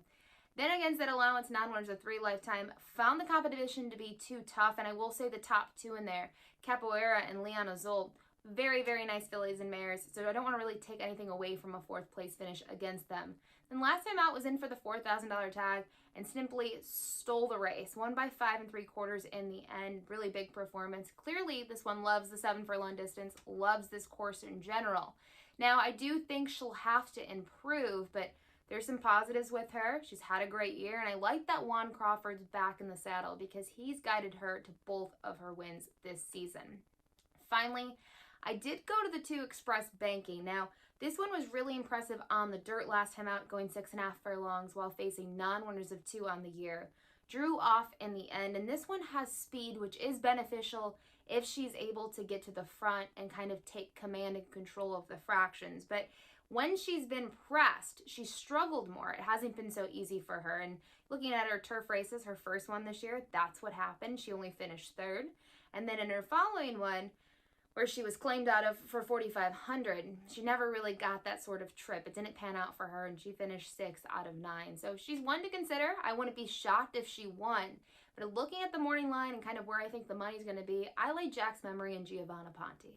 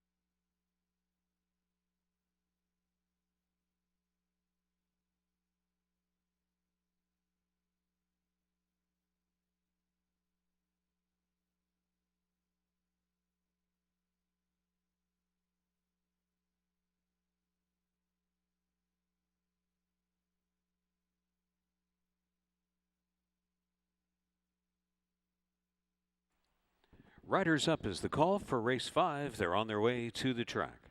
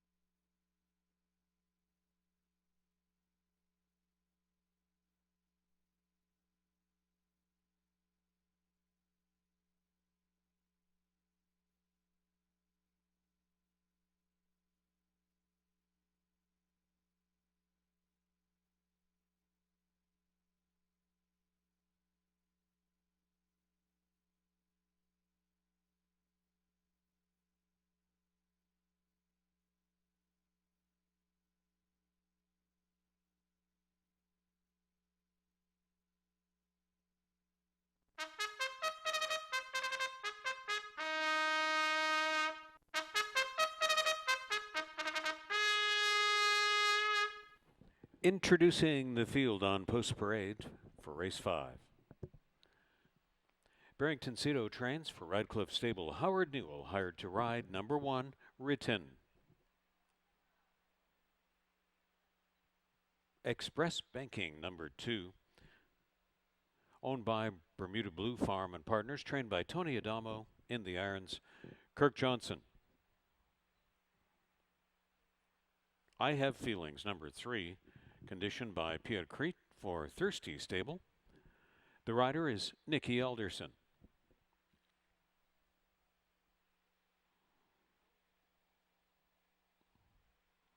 Truly Honored is number 4, trained by Josh Robillard for Krista Clemmer. The rider is Pierre Mailhot. Jack's Memory, number 5, conditioned by Daryl Ezra for owner Karina Schock. Mount goes to Juan Crawford.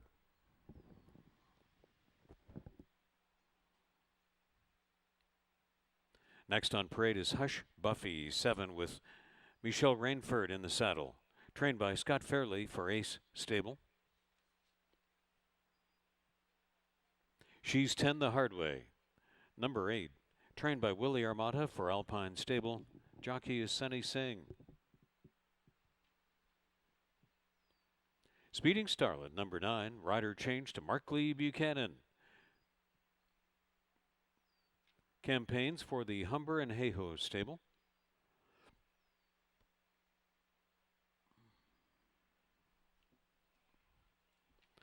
And number 10, Secretariat's Honor, has Chris Husbands aboard, trained by Barrington Cito for Ian D'Souza.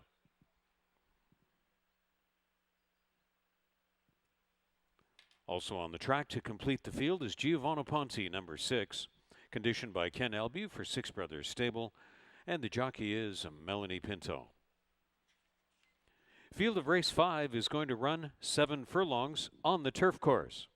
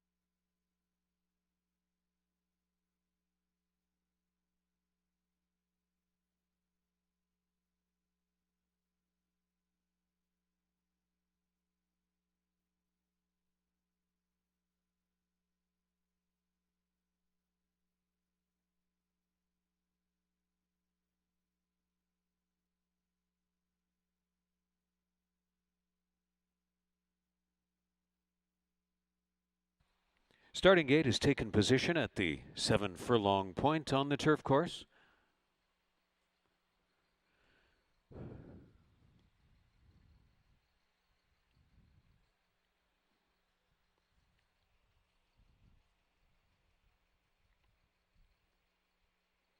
Field of race 5 begins to make their way onto the turf.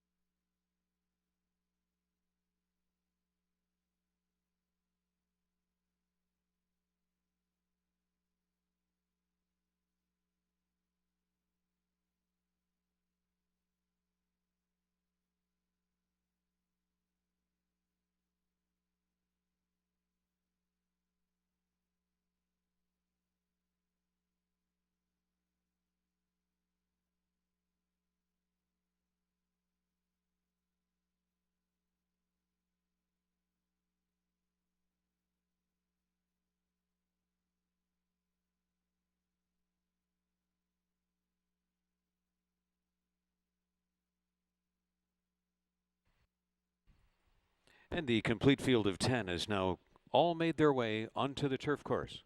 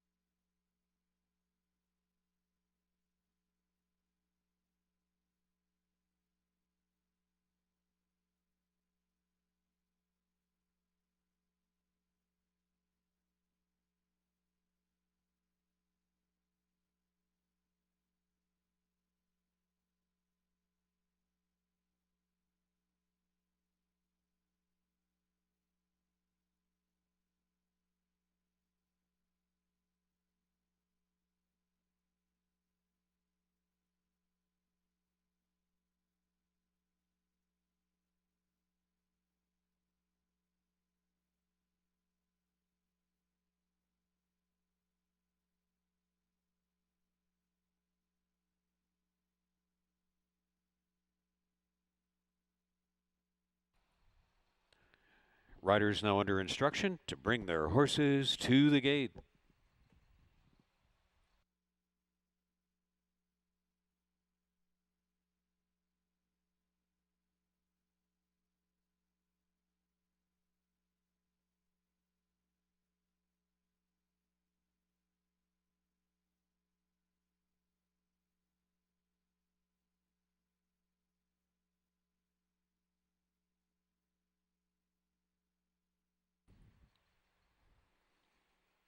Ritten is first to step in at over 20 to 1.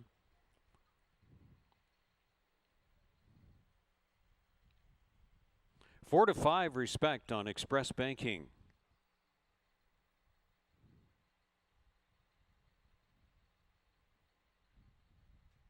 Recent multiple winner Jack's Memory steps in to gate 5. Near miss last time for Giovanna Ponti, taking the spot in line.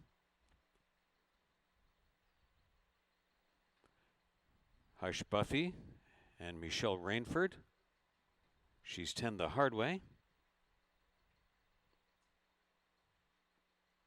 Box 9 for Speeding Starlet. 3 to go. Secretariat's Honor is in. So just watching stalls 3 and 4 now. Long shot status for I Have Feelings.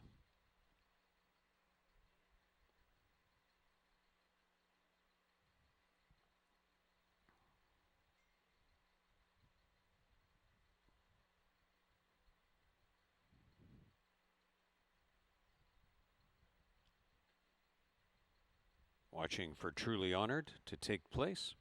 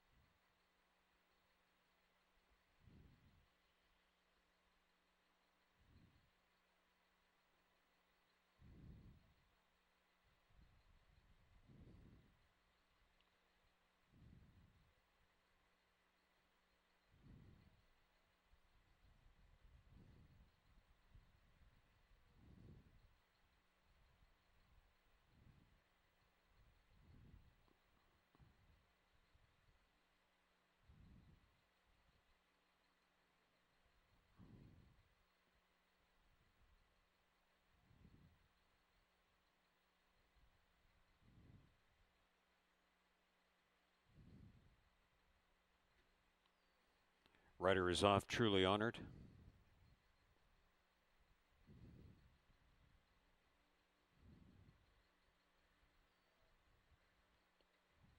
Steps in. Pierre Melhot going back up. Locked and loaded for race 5 at the start.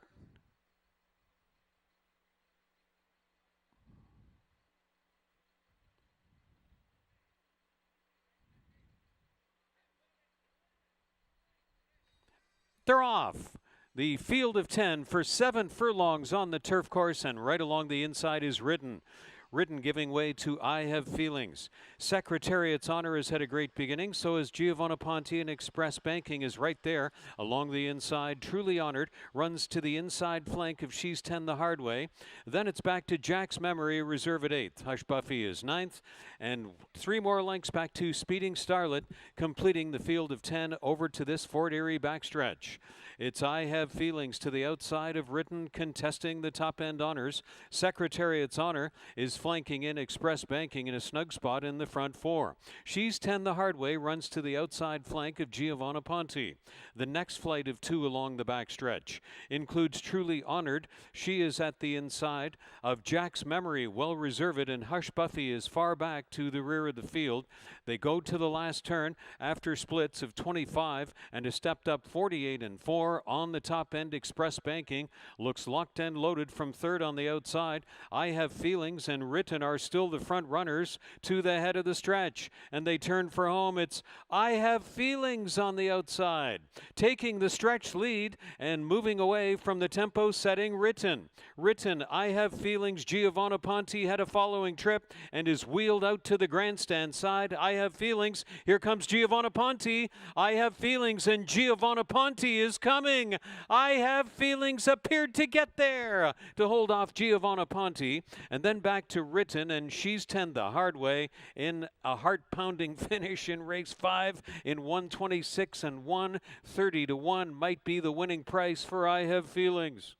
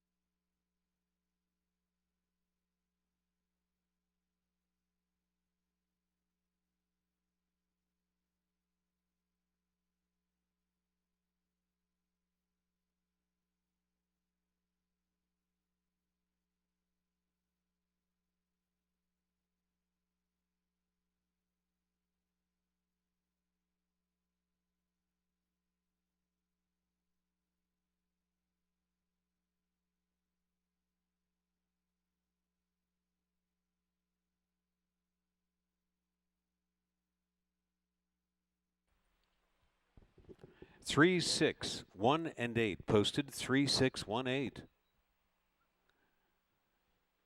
Running times review of 25 seconds, 48 and 4. 3/4 in 1:13 and 2. And the turf 7 furlongs in 1:26 and 1. For Nikki Alderson and Longshot, I Have Feelings.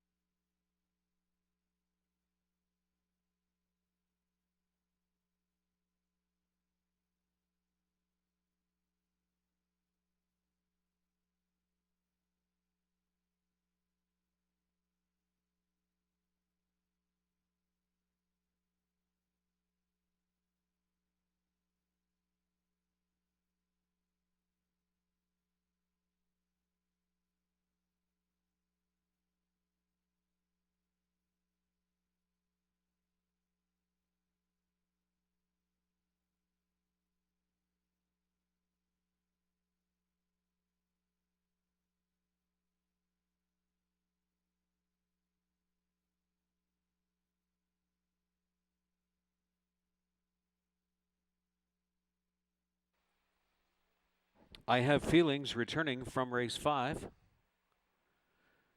The Bay 5-year-old mare by Tisway. From DeSoto Falls by Solo. Bred in Ontario by the Belback and Belback stable. Trained by Pierre Crete for Thirsty stable. And what a day in Fort Erie for apprentice rider Nikki Alderson. Earlier producing a $40 place price in the third race with Miss T Blonde. And now a $60 plus winner here in race 5 when made official with I Have Feelings.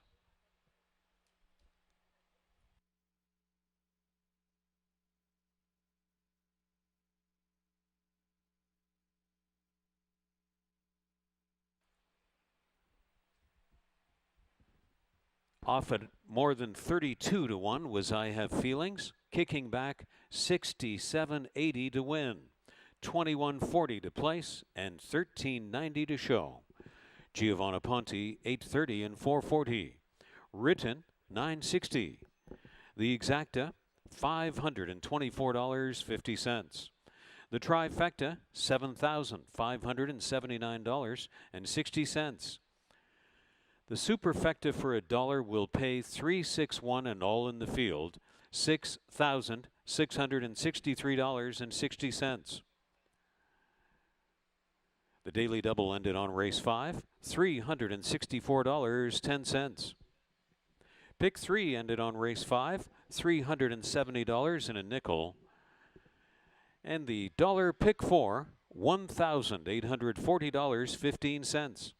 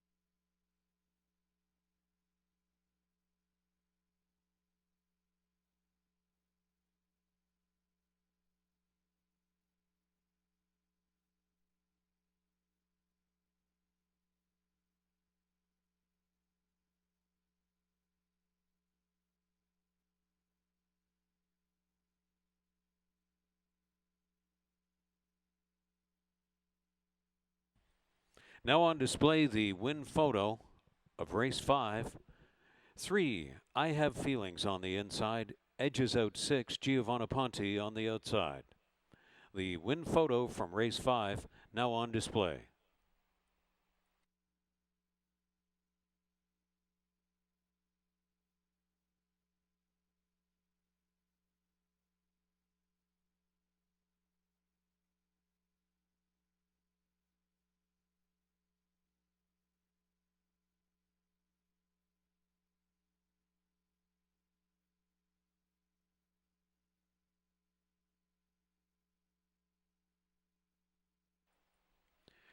From the Fort Erie 5th race, there were 2 claims. Number 2, Express Banking, claimed for $6,000 by Big Boy Racing.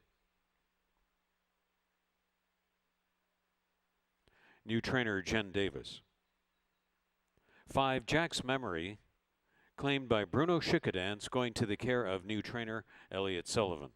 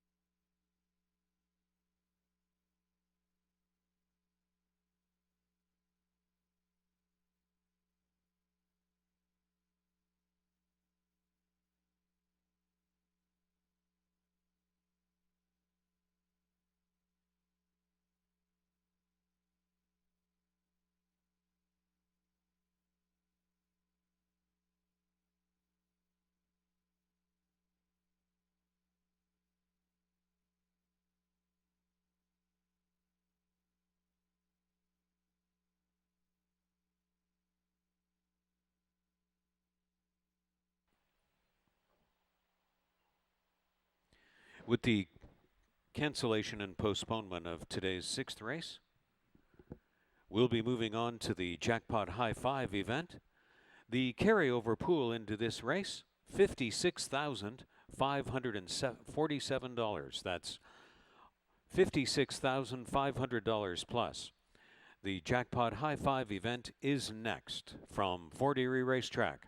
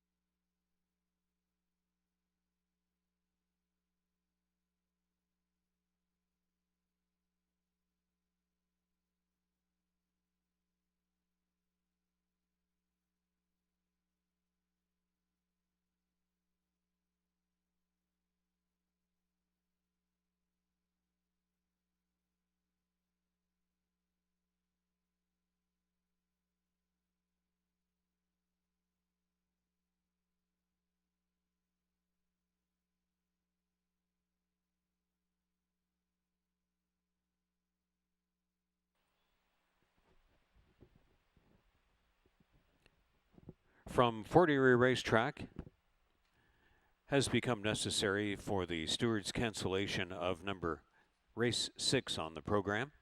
Race 6 canceled and postponed.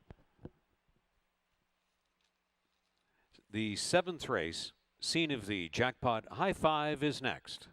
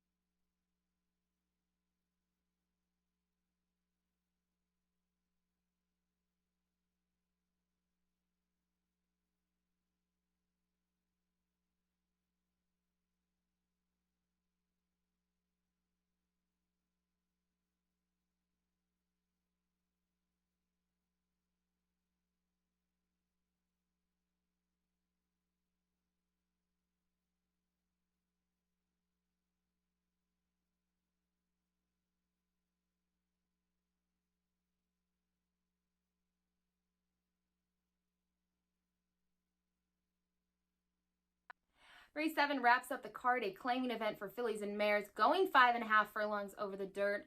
And the newcomer, number 4, CJ's Flair, stood out to me. This one faced some tough competition last summer at Belterra Park.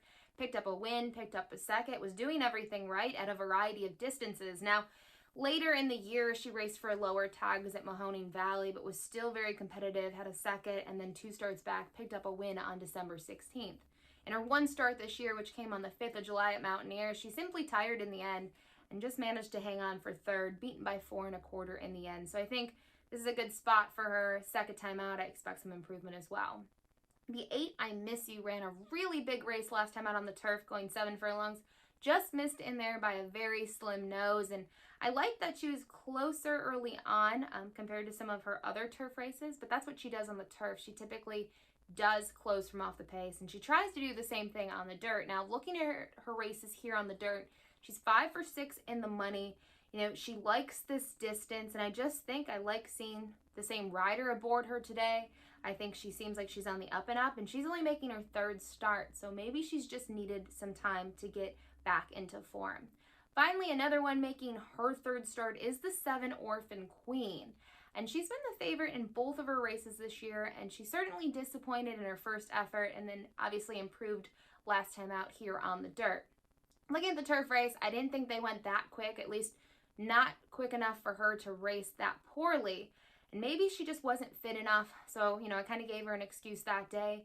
And then last time out over the dirt, she missed by just half a length behind Red Rollin', who won her following start as well.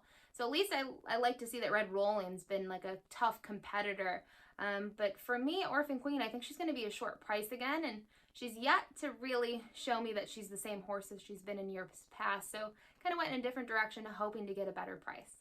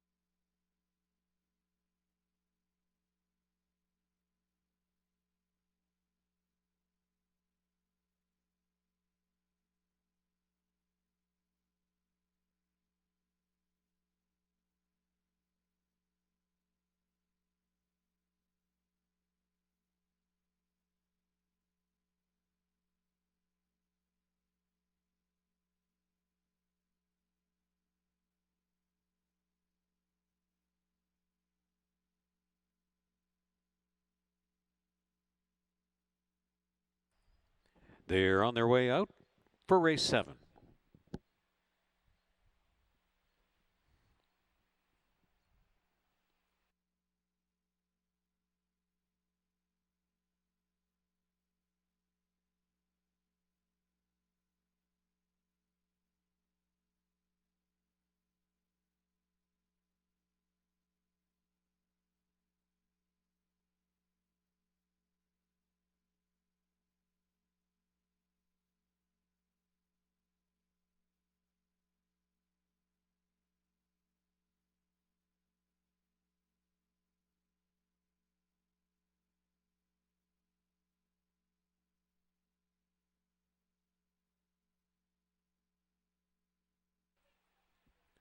The update on the Jackpot High 5 now surpassing $60,000.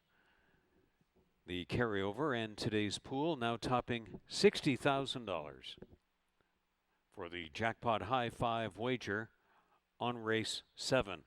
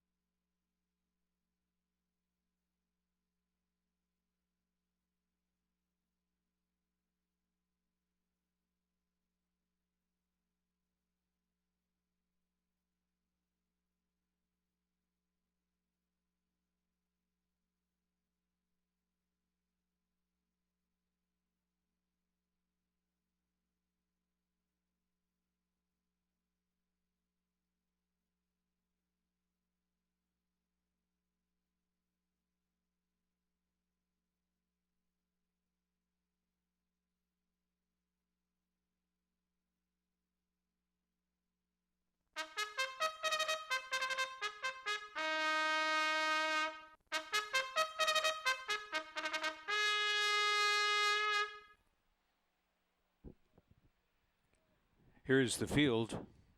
And the Crowd Goes Wild is number 1. Trained by Nick Mullaney Jr. for owner CLE Booth. The rider is Helen Vanek. Alert Kitten number 2, conditioned by Michael Cohen. For owner Fortunato Galati, and in the irons, Juan Crawford. Ken Tico is number 3, conditioned by Joe Humber for Tessa Pesero, and the rider is Howard Newell.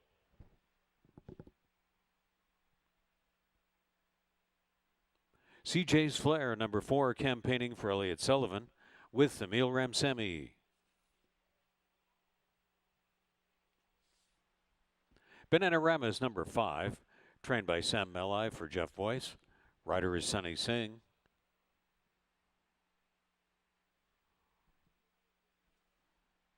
Six is Get Saucy, trained by Howard Keene for Jeff Miller. In the irons, Mark Lee Buchanan. Kirk Johnson Partners for Mark Fournier and Partners. 7 is Orphan Queen.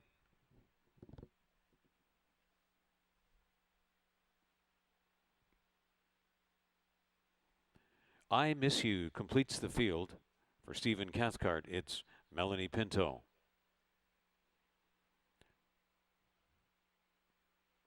They'll run 5.5 furlongs.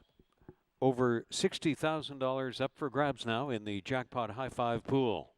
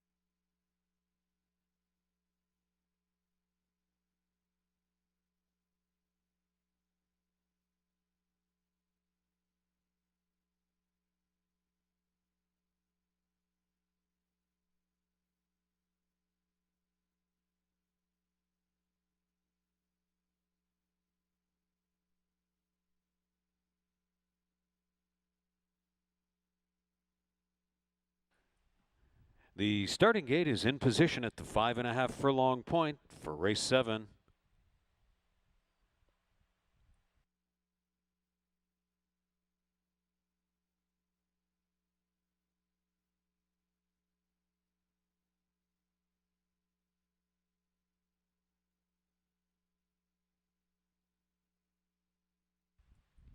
The carryover and new wagering today totaling way over $60,000 in the jackpot high five. Still time to wager on the 7th.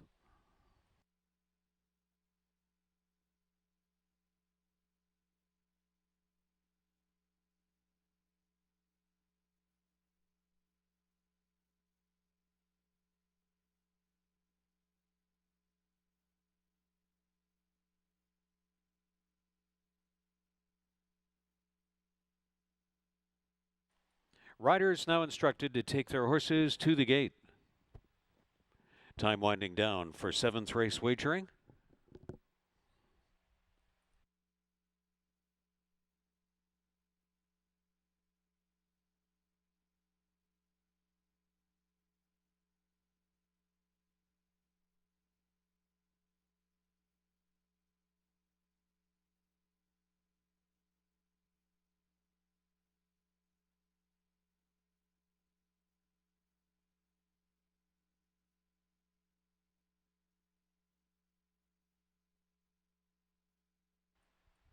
They've reached the starting point. Last few seconds of 7th race wagering time here. Helen Vanek takes, and the crowd goes wild up to the gate.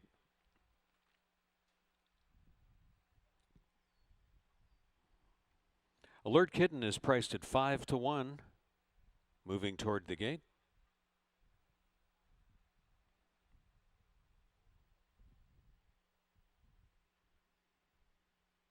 Long shot status strictly for Cantico.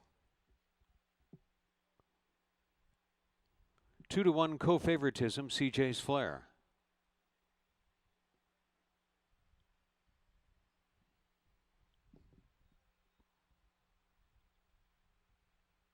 Double digits the price on Bananarama. Longest on the board gets Aussie. 6 are in and just 2 to go. Orphan Queen priced at 5-2. I Miss You to complete the line. Stand by for a start. Race 7 at the post.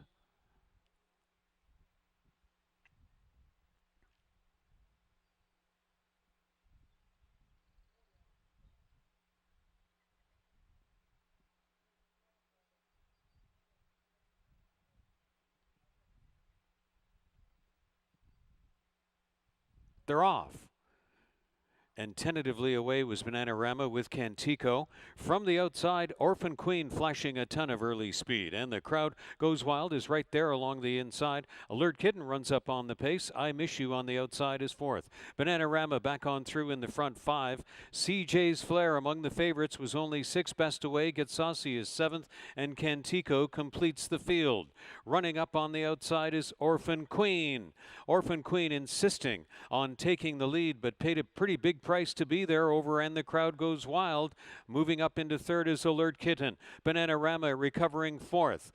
Then I Miss You on the outside is 5th. And no better than 6th is CJ's Flair to the top of the stretch. Orphan Queen is a Fort Erie stretch drive away, but it's been a hot tempo of 22-2, 45-2. And here comes Helen Vanek with And the Crowd Goes Wild. And the crowd goes wild on the outside. Orphan Queen grimly and determinedly digs in. Orphan Queen goes all the way, and the crowd goes wild with 2nd. CJ's Flair was a late running 3rd, and then it's back to I Miss You against Alert Kitten and Bananarama. Orphan Queen, all the story in 104-2 in the 7th.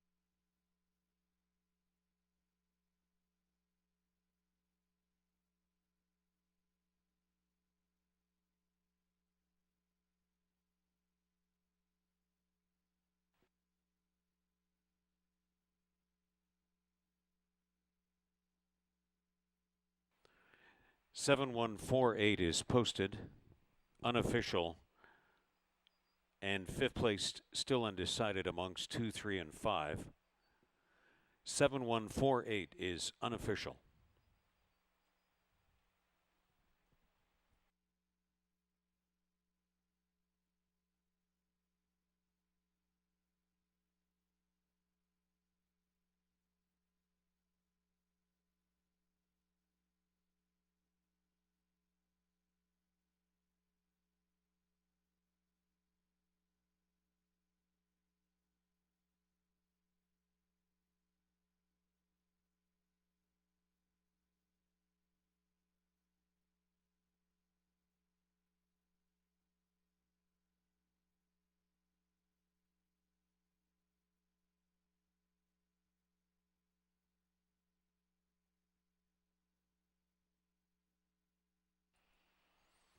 Orphan Queen returning for the victory photograph of race 7. The 6-year-old bay mare by Piccolo Pete from Junior Prom Queen by Eddington, bred in Ontario by Paul Moutet, owned and trained by Mark Fournier, sharing ownership with Donnie Edwardson and Scott Leith. And a neat riding double on the program for Kirk Johnson, back in race 2 with Hilltop Harmony. Here in the nightcap with Orphan Queen. 22 and 2, the half and 45 and 2, and the 5.5 furlongs in 104 and 3 when made official for Orphan Queen.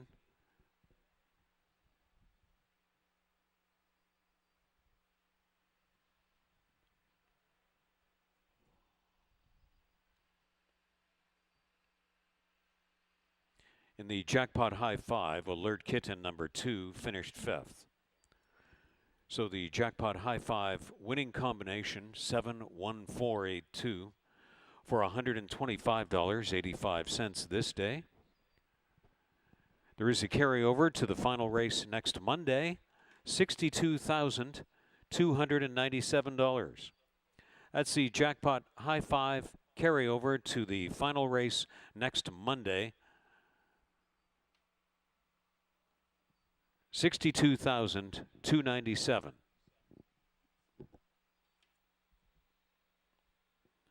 Orphan Queen was off at 2-1 and kicks back 670 to win, 290 and 230 across, and the crowd goes wild 290 and 220.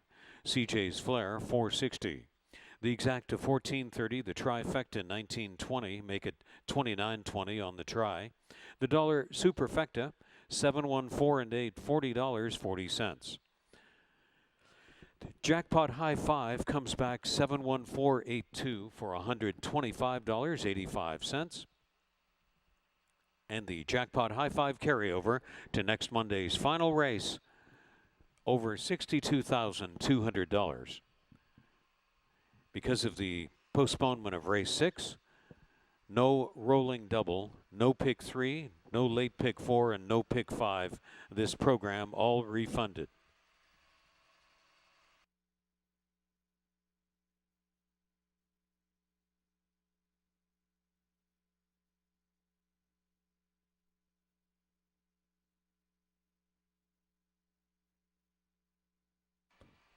When racing resumes next Monday, July 27th, the Jackpot High 5 carryover, $62,297 into next Monday's final race.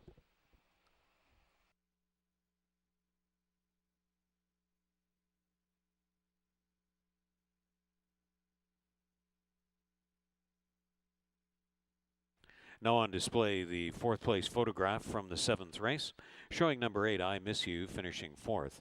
Over 2, Alert Kitten, and 5, Bananarama. 8 over 2 and 5. The 4th place photograph now on display from race 7.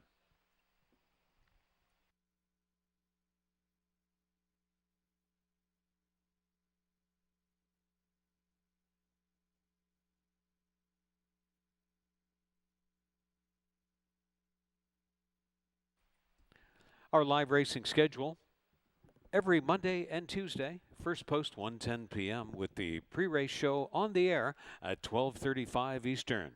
That's the 2020 campaign through to the end of the meet in mid-October. Post time Monday and Tuesday 1:10 p.m. at Fort Erie Racetrack.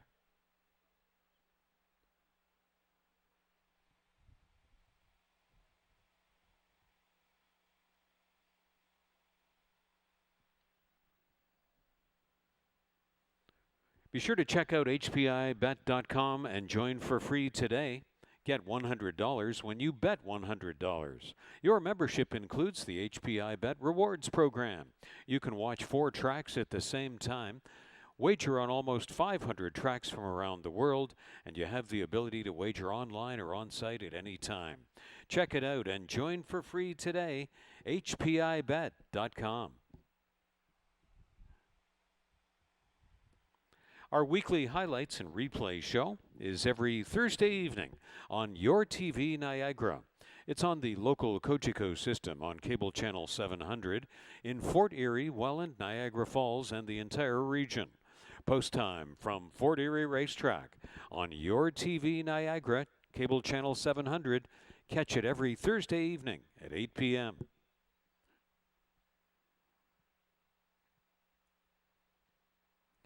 For the live stream, the replays, our racing schedule, the Ashley Mayu tip sheet, statistics, and much more. And now you can watch live in HD. We are FortErieRacing.com. Now you can watch live in high definition, FortErieRacing.com. Now, on behalf of our horse people, the television broadcast production team, staff, management, and the racing officials, thanks a lot for being with us for Live Racing 2020 from Fort Erie Racetrack. We'll be resuming live racing next Monday and Tuesday, July 27th and 28th. And into the final race next Monday, the Jackpot High Five carryover is in excess of $62,200. Have a great week ahead. We hope to see you for live racing 1:10 first post next Monday. Good afternoon from Fort Erie Racetrack.